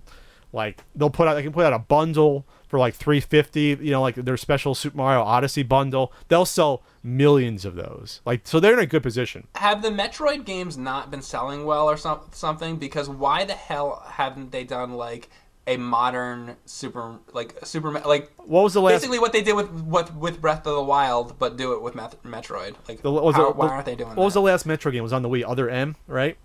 It got very good reviews, but it wasn't like fantastic reviews. That was what 2010. That was. It's like because it doesn't come down to how much money they're making off of it, whether or not they're gonna do another one. I think kind of. I mean, it's a business. Well, that came out in the middle age of the Wii, or closer to the end. That was 2010, middle 2010. So the Wii had already been out for 4 years by that point. I don't know. I think you'll see a game. I think they're gonna go to the well, though. I think. A portable. I think they're looking at what's also going to be good to have be a portable experience because the Switch is first a portable system. Well, they're not use it to be portable, but what games do you want to take on the road with you? Like Mario Kart 8 and having the little Joy-Cons. That's to me is awesome. You could that is really cool. You can have a tablet and have two players with a little Joy-Con. Obviously, Breath of the Wild. People are saying this is great. I'm playing it on a plane for a few hours, playing like a AAA title. I mean, I play my 3DS on the plane. But there's just between a 3DS title and Breath of the Wild. I mean, that's a huge difference. Breath of the Wild. Let's talk a little bit about the game. So, have you played it at all or much? No, I don't have a Switch yet. I got to find a Switch. Oh, I thought you said that you also got it for the Wii U. No, I said I could have got it for the Wii U. But you could have got it for the Wii U. Oh yeah, okay, I can buy it. But it looks very impressive. I think it's brilliant that they did an open world Zelda game. I think that's brilliant. I think it's the right time for that. Obviously, this is a game that's been developing for like 5 years, and they kept pushing it back, and they pushed it back because of the Switch, obviously, to make sure people buy it. I really like the game a lot, and I really like the one of the main things that I like about Breath of the Wild is that it calls back to the original game. In the original game, the mountain is called Spectacle Rock when you go to level 9. That's right. And in this game, not to ruin anything for you, but this game, there's Spectacle Rock in this game. And there's other things like, in the original game, you have Lionels on the top of the mountain. This game, there's Lionels. They did a lot of throwbacks to the original game where I felt like in the last 10, 15 years, whenever you see a Zelda throwback to anything, it always goes back to Ocarina of Time. Everything's Temple of Time and the Nintendo 64 game. And I love that game. I love Ocarina of Time, but being somebody that's been a fan of the Zelda franchise since the NES days, it's really nice that they're going back to the roots like that. Well, this is closer to the original game in terms of open exploration, right? You can do things out of order. You don't have to... Yes. Because a lot of those games that came along with Zelda were like, you have to do this little quest now, then you do that one, then you do that one. This is more like, all right, play how you want again. Like Legend of Zelda, you can play how you want, for the most part.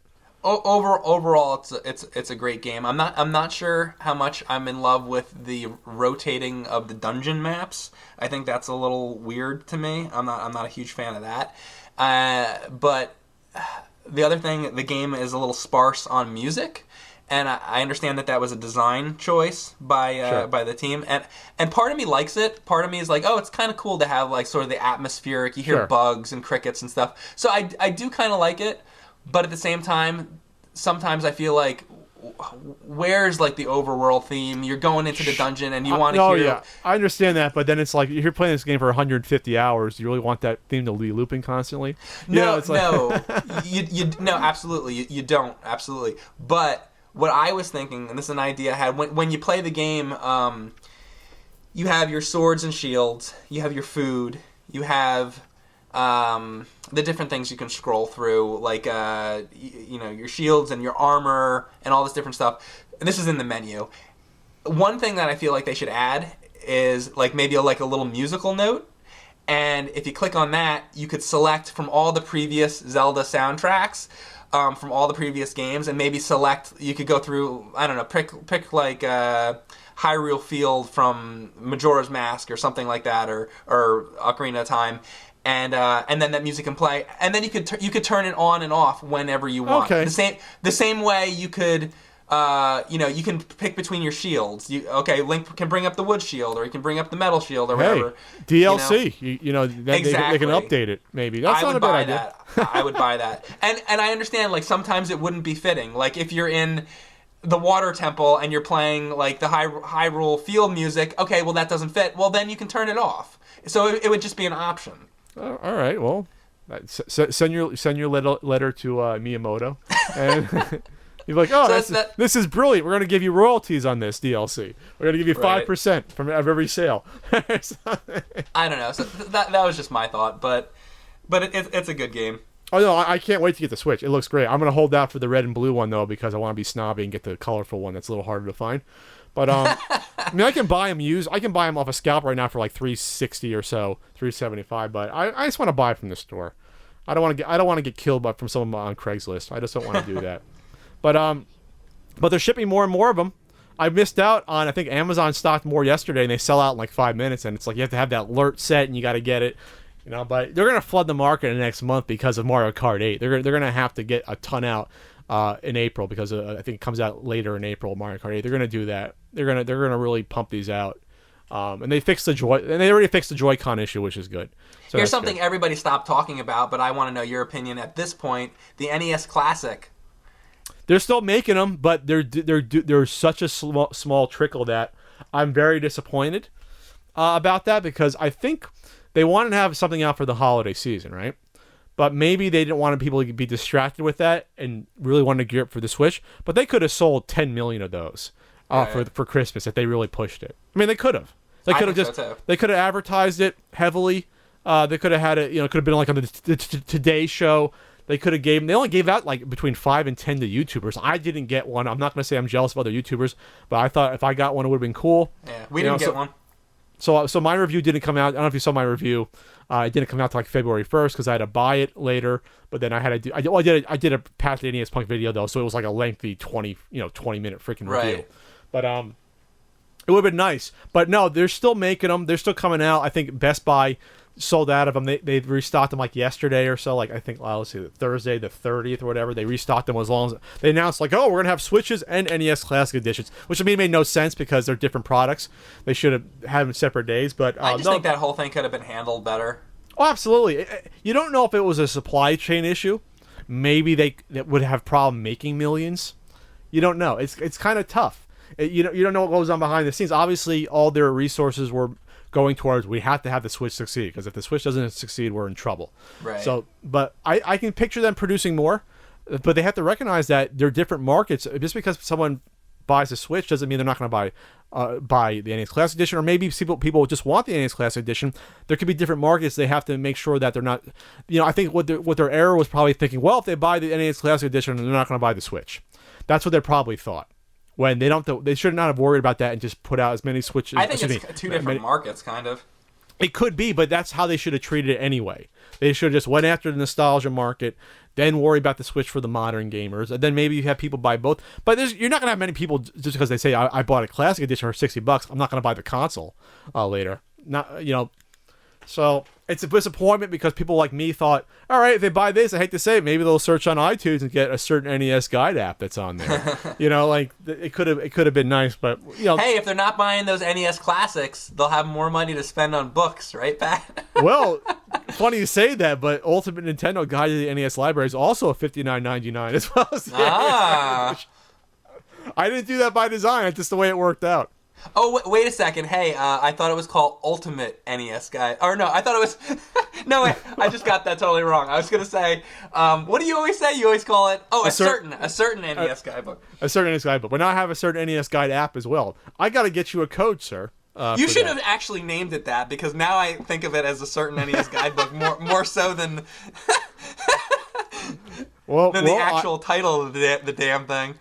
You'll be happy to know, Mike, I'm in pre-production for a certain SNES guidebook. So we're going to... Are you actually going to call it a certain SNES guidebook? No, I think you should. That's just the coy term I use because I don't know. I don't know how it started, but it sort of caught on as a thing. I don't know.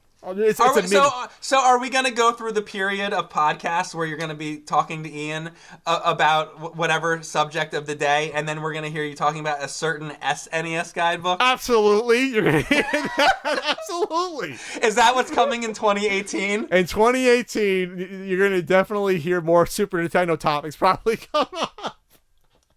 You might see Pat the SNES punk. No, it won't ever be that.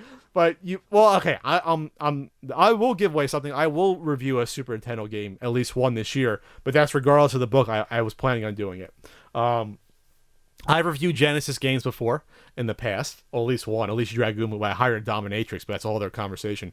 Damn it! I can't monetize that video anymore because it's for adult content. But anyway, my chat always does this to me, but people seem to like it. They like to ask favorites, so I'm gonna do this horrible thing, and I'm gonna ask you your top 3 favorite Sega Genesis games. Oh God, that's okay. I need a list of Sega Genesis games in front of me to go through that. Actually, Sega Genesis games. I'm just gonna come out and say NHL '93 was fantastic when that came out. I played that at my friend's house all the time. Game list. Pat, the correct answer for all 3 is Crazy Bus. That's Sega C. Crazy Bus. What the hell game is? What the hell game is that? Is that a real game? Oh, is it a pirated game? Aren't you? You're not keeping up with the nerd videos, are you? Well, I know I'm not. Was that one that James did? Yeah, it was one of the wish Days of Shitmas? Shitmas, yeah. But what the hell is this? That looks awful. I'm looking at it right now. It's like the worst game ever. So basically, it's just, you want to talk about the game with the worst music ever? Literally, the music goes like this.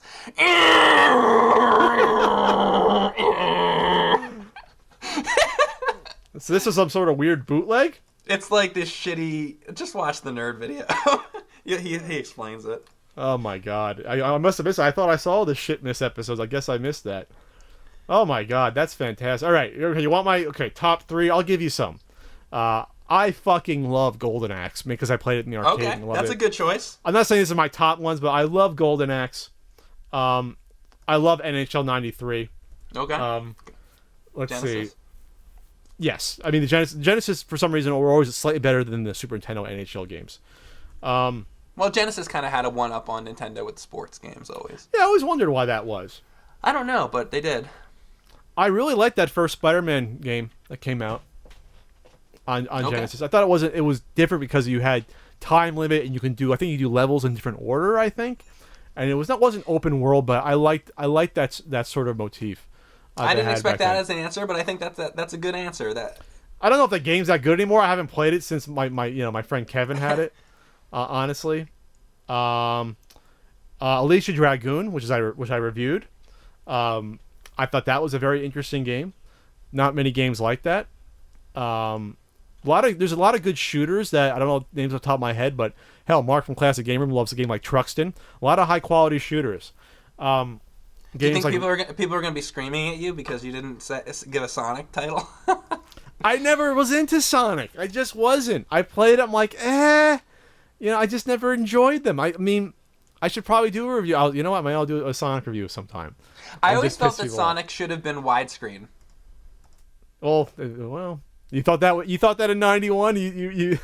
I thought, well, yeah, no, I really did. Like, even back then, I thought, well, why can't the screen be a little wider so that you can see where you're going a little more? Well, why not? How about Gunstar Heroes? Gunstar Heroes is awesome. Sort of like, their version of Contra. on that. Actually, have I played Contra Hardcore?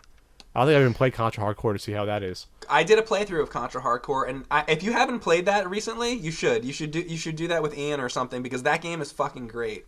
Ian's got to get healthy so I can do something, Well, when he's I'm looking at these top Sega Genesis games, but it's all based upon like upvotes and shit. They have like Mortal Kombat at 6, so it's an awful list to begin with. 'Cause Mortal Kombat on the Genesis was not good, but they have like X-Men 2 Clone Wars, Castlevania Bloodlines. Bloodlines is great, yeah. Rocket Knight Adventures. That's another good one. Jurassic Park, NHL 94. I think it's 93, but 94 is regarded as the best one, I think. I like ToeJam and Earl quite a bit. Have you played that? No, that's not one I really got into. Streets of Rage was pretty good for Strider. Strider, the arcade version. Strider's a great game. And that's like an original game, too. Let's see. No, I cannot play Street Fighter 2 on the Genesis with 3 buttons. I know they have a 6-button one. I can't do it. So do you hate this? Did I totally pull you out of your comfort zone? Not comfort zone, but like I only played it as a kid over my friend's house, and he didn't have a lot of games. How about Ghouls and Ghosts for That's cool too. For Genesis, that's an original one too. I remember when I bought that game, I was looking for. I was like, wow, I didn't realize this game was worth that much money. But I guess people really liked that game a lot, to get into it.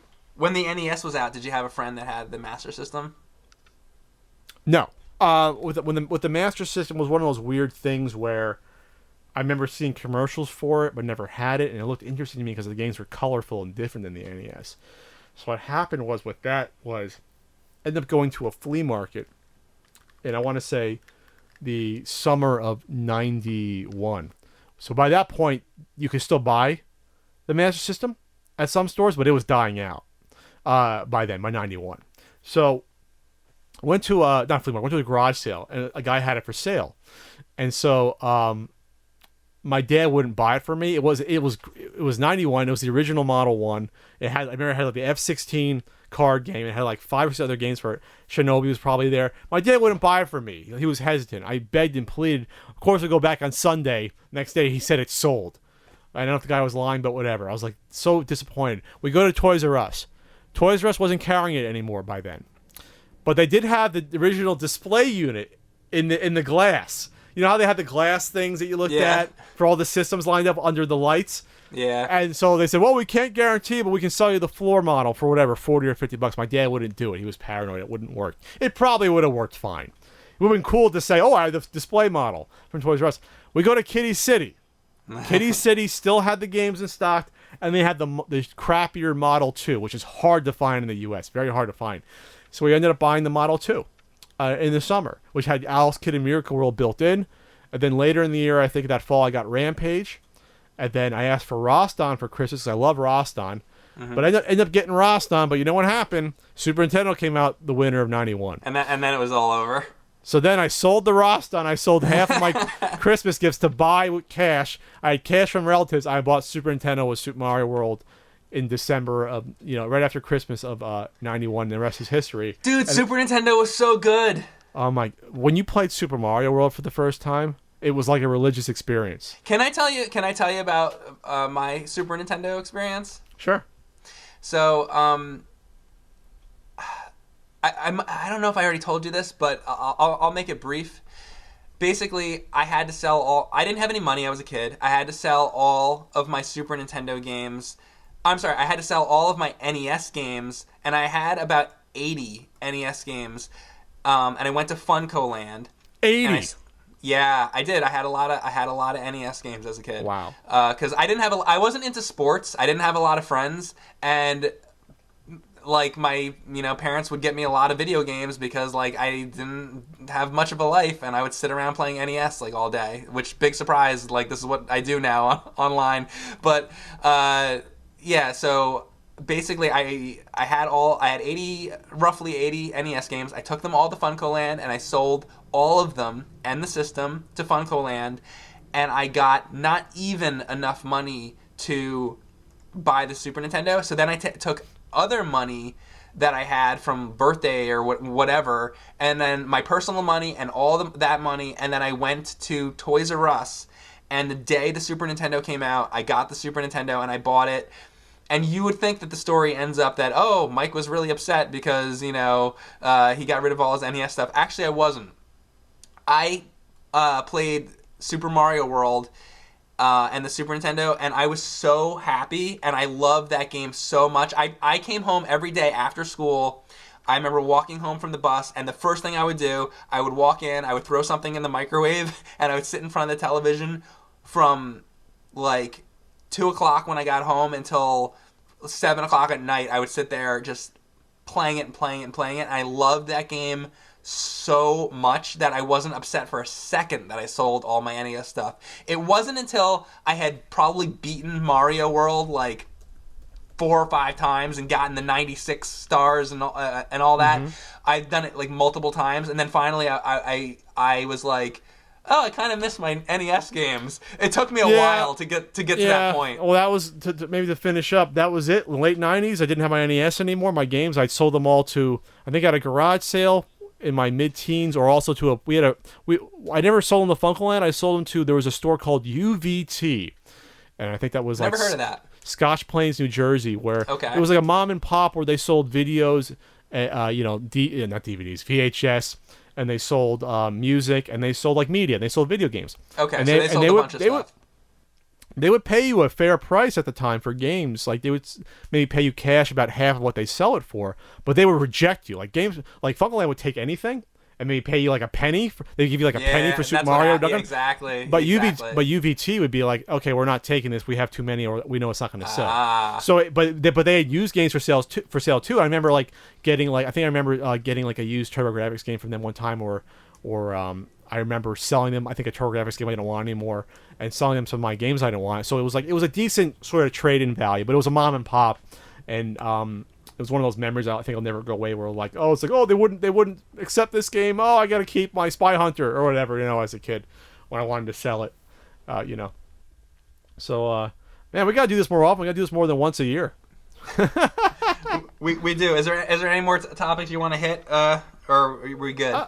Oh, no, if you want to talk about what's going on with me or what I have lined up. But, like I said, I got the Super Nintendo book in production, and the app is out. It's the Ultimate Game Guide for NES, and that's on iOS and Android devices. And doing an app is interesting. Working with the developer is interesting. It's totally different than obviously doing your own YouTube videos. Not being, you're in control of your own destiny when you are shooting and writing and editing your own videos. When it's working with the developer, there's so much you can't control. It's just okay, you can work with them, but you're not programming yourself. And for example, I think I heard you say that your print version is doing better than the app version. Is that true? You mean the book? Yes. Oh, the book is doing gangbusters still. Yeah. And you can get that at ultimatnes.com.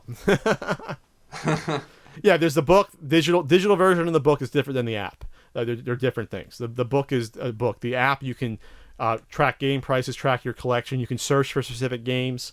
It's more of a tool, the app. You know what I mean? Versus interesting. Yeah. So you say it could track game prices. So meaning just NES games? Yeah, it's just for the NES games. Just for NES games. And what does that exactly mean? Let's say Guardian Legend. All right, I'll go to Guardian Legend right now. I'll turn off the filters. I'll go to all games. I will search for. Let me sort. Will that mean what it cost last week compared to this week, kind of thing? It's based off of price charting, so that they have a database that is linked up. So Guardian Legend, 4.5 stars. Mm-hmm. Cart estimated value right now is $15. Complete in box estimated value is $40. New estimated value is $135. So that's what it is right now, based upon price charting. And you can, if you want, you can click browse Amazon and eBay listings right off the phone. Question, so and will it also do unlicensed? It has everything.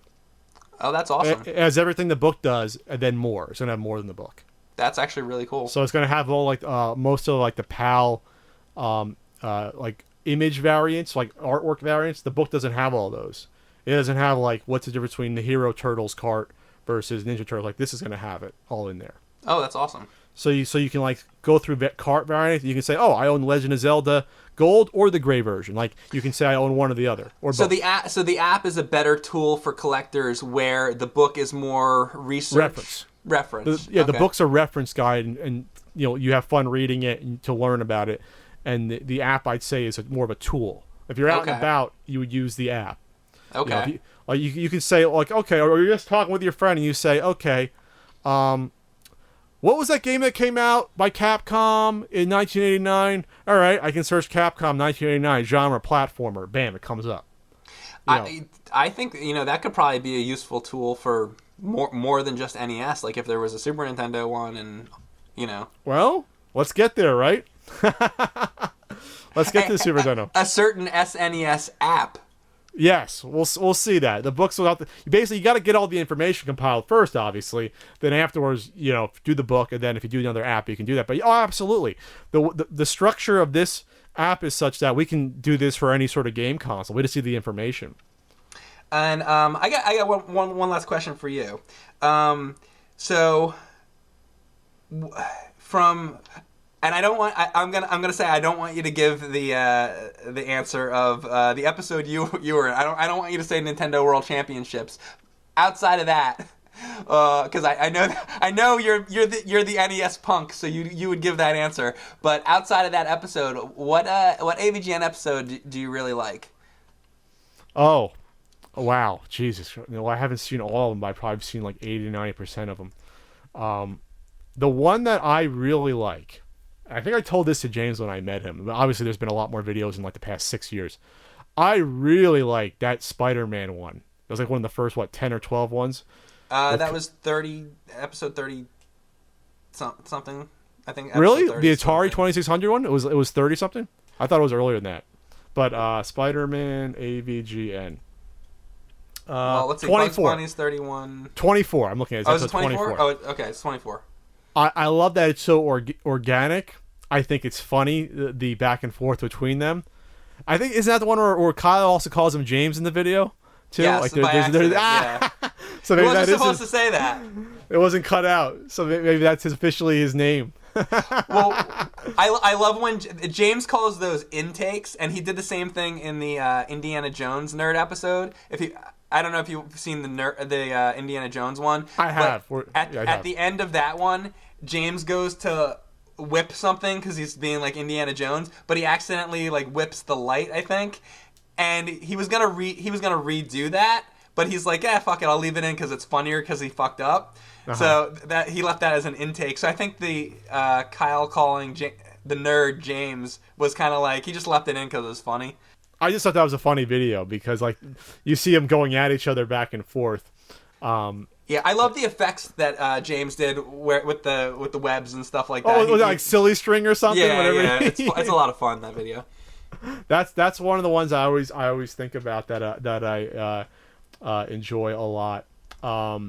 Yeah, and maybe we'll get Spider-Man back. Hey, you got a Spider-Man movie coming out? Maybe that's a suggestion for that. You might be seeing some Spider-Man content. I know you are so on top of now. Well, Power Rangers is coming out. Let's do 75 Power Ranger videos. Yeah. Okay. So you want to? So it was like 7 or 8 months ago. I was on eBay and I was buying the Famicom Super Sentai games because we set these things up like half a year in advance, and like I'm already thinking about what's coming up, in the rest of the year. So it's like you can kind of figure out where we're going by like what is going on in the world.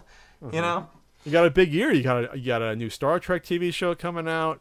For pop culture, you have all this. I mean, you got Justice League in the fall. There's a lot. Are you a Star Trek guy at all? I actually have kind of converted into one the past few years because I really like the Next Generation show a lot. So Next Gen's great. So I ran through those on Netflix a couple years ago, and then I freaking love Deep Space Nine. I thought that was fantastic. What a great show. Oh wait, Pat, you like Deep Space Nine? Oh, you got it. Are you excited for the new show? I'm. Okay, I absolutely love Star Trek. I'm a huge Star Trek fan, and I have been since I was like 10 years old. And this is a subject I could go on for a long time. Next time. Yeah, exactly. I don't want to go on a long thing about it. But basically, I'm a little worried about it because the show, like, they showed a teaser for it for Comic-Con, and basically they showed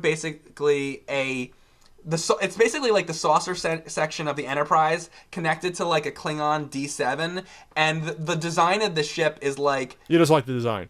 It's like the worst thing you could ever come up with. Well, it's supposed to be earlier though. It's supposed to be like right after the original series, right? Like 10 years afterwards. That's when. And the original series is my favorite series, and I like, but I don't think that. See, I can't stand the original series. I think it's so corny. See, that's the thing where it's like I like that they were going for certain things, but either the episodes I think are really nice and like, okay, that's a cool episode, sci-fi Twilight Zone sort of stuff. But then they have the shitty episodes where we got gangsters and cowboys, and it's just like this. Yeah, but you know what? All of the Star Trek shows have that.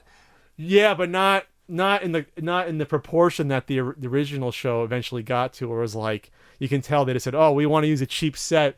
We're gonna have this episode with gangsters." Well, you know what? Here's the thing. They didn't have the money at the time for the third season, right? For the third season, whatever, and like not a lot of people were watching it. Just the whole idea of Star Trek was new, and then that show played throughout the 70s and early 80s in reruns, and it was the original show that people fell in love with, and the reason that the Next Generation or all these other series could happen. So there was a lot of substance in the original series that was there that made a lot of fans, that made it so that any of the rest could have even happened. Oh, sure. Plus the movies were very popular. They were. And a lot, most of the things that you'll see in Next Gen or Deep Space Nine and all those shows, and I love all those sequel shows too, but all the stuff that really happens is all really derivative of things that happened in the original series. So had you not had that show, and I get it, like I'm not saying it's not an important show or it wasn't groundbreaking. I'm just saying I personally can't go back and watch it. Like I try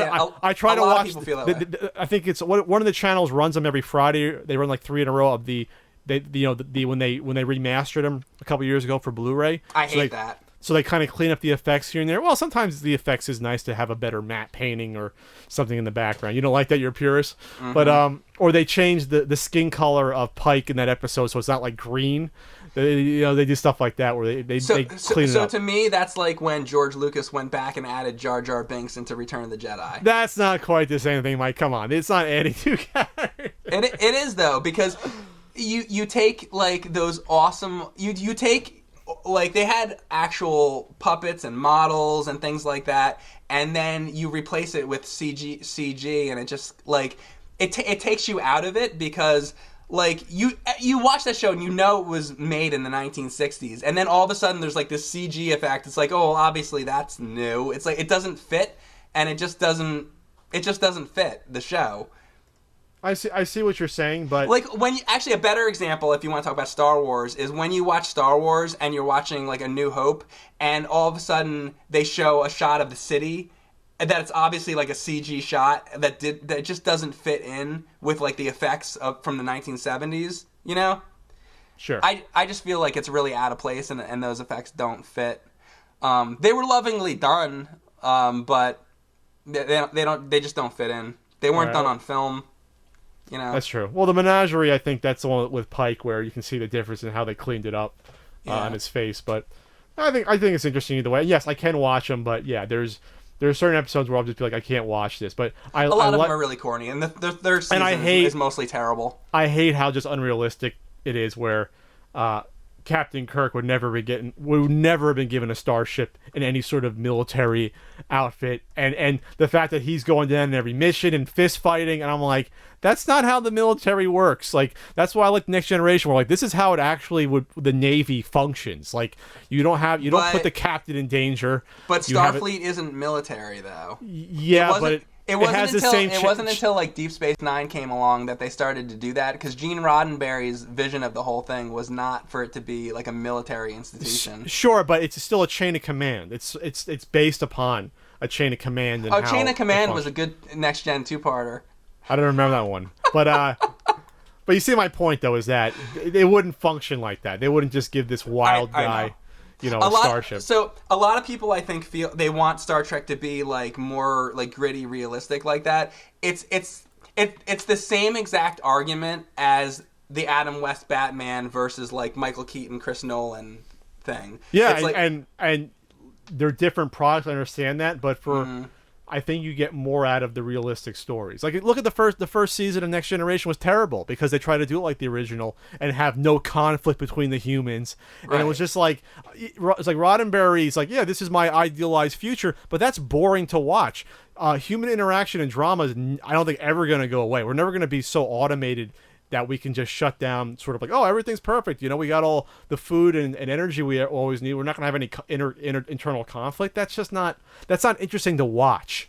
It's you always need dramatic tension between characters. So what have we missed out on? We've had geeky conversation about Nintendo, about Zelda, about arcades, and about Star Trek. Well, I feel like, did we miss Lord of the Rings? Should we go into that? Oh, those new Hobbit movies are rough. They should have been 2 movies, not 3. Man, are they rough. And we won't talk about Shatner's girdle he wore in the series, and they had to CG that out in the remastered ones. What, like, I think it was the movies where he had the girdle. Oh, it was the movies? It was the movies. Come on, Will, you can't get in a little bit better shape for those few films. Yeah. Or how they changed the generations to have him do the fist fight to die besides just getting shot. You know. Well, you know, when Kirk would go onto the bridge, they would say, you know, Captain on the bridge, right? Mm-hmm. But when he died, shouldn't he, you know, instead of saying, oh my, as his last line, he should have said, bridge on the captain. I think that would have been more fitting. Bridge on the captain? Yeah, because the bridge fell on him, you remember? That was a weird movie, Generations. That was sort of like, yeah, you didn't need to do that movie. They had a good send off in Star Trek 6. You didn't need to do that. Like, that's very true. Well, William Shatner needed to be paid $5 million, so they paid him $5 million back in like '93 for that. Mm-hmm. Oh my God, that was not worth it. Trust me, that was not worth it. Well, it was really not worth it because I really think had they not done that, it would have been a smarter decision for him to have not agreed to do that, because for so many years people wanted to see Captain Kirk come back. He could have come back again and again and again had they not killed him off. I mean, think of Leonard Nimoy being in these new movies and stuff. He really fucked himself by allowing the character to be killed off, because once the character was killed off, all the writers were kind of like, yeah, we could find a way with science fiction to bring it back, but nobody's going to buy it. Like, Yeah, so. But I you can't get too much into time travel stuff. It kind of annoys me. And I think at that point, we're really getting into the weeds now. The Next Generation was an extremely successful show. Yes. So I think you sort of did harm to that franchise by saying, well, we don't think the Next Generation cast can carry this film, which is totally not true, because the Next Generation show was a lot more successful than the original Star Trek show. The Next Generation show won Emmys. It was on for 7 years. Yes, and it was a more successful show. So I mean, like the problem is Star Trek. The fans of the original were so loyal to that. Fucking babies. It's just babies by that point. You had so many movies with the original cast in the show. They should have just let it go. You ruined the movie because of that, I think. So, but Paramount was aware of that, and they were trying to please everyone. Please everyone. You can't do it. So that's what they did. And at that point, like, the rest of the actors were like so old at that point. I mean, you look at James Doohan, Scotty, and that, and it's like he's like, it's just, they should. What I'm trying to say is, I agree with you. They should have not went in that direction. And then you didn't have Spock come back for that. You know, you didn't have some of the characters. So it was just like, at that point, what are you doing? You went off. Well, Leonard Nimoy said they were going to have him in it, but it was going to be like this little bit part, kind of like whatever the fuck they did with Chekhov in the movie, where he has like 2 lines. And Leonard Nimoy was like, fuck no, I'm Spock, fuck you. Yep, which is the right way to go. Exactly, like, good on him. And they don't think they had Sulu in that one either, right? Sulu didn't come back. It was a mess. All right, well, we'll talk about Star Trek again. We'll do it again after the series comes out. But I think Star Trek works better as a film. Even though the last I thought movie was really good, and I'm glad they're doing a 4th one. I thought the last movie. You just said you think Star Trek works better as a film? Oh, excuse me, TV series. I'm sorry. Okay, I was gonna say I think it works better as a TV series. Yeah, because there's more character development. You can do so much more. You can do more experimental episodes. You follow one character along. Yeah, I mean, the good thing about Star Trek is tuning in each week and seeing some different sci-fi plot, and they do it in some entertaining way and whatever. And you can't really do that with a movie because you have to have the big special effects, and you can only really tell one story. It's just better on TV. And you can have those big like 2-parters like the Borg and the Next Generation, where this is like the shit's going down. But yes, you have the quieter episodes, like when Picard is on that planet and he, exactly. inside his own mind, he's playing the flute, and it's like, wow, really heartfelt. That could never be a movie, though. They never make a movie like that. But your original question about Discovery, I'm worried about it because they're putting it like right after the original series or whatever it is. It's like, what can really be done with, like, they're limiting themselves by doing that. Well, I think it should take place. They're still in the middle of the Klingon War by that point, right? 10 years afterwards.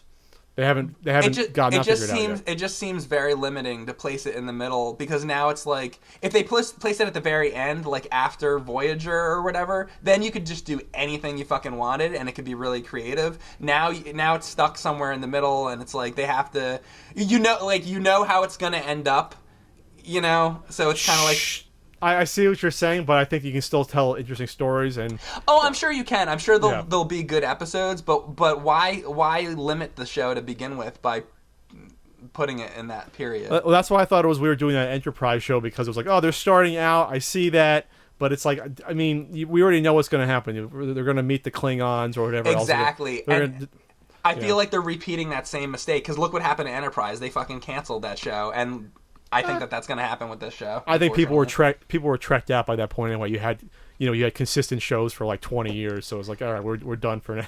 Yeah, and honestly, if Star Trek is ever any good, it requires like a really good crew, a lot of writing, and a lot of money behind it. And this show seems like it doesn't have a lot of money behind it. It's going to be like on this Netflix, CBS thing, and CBS All Access or whatever.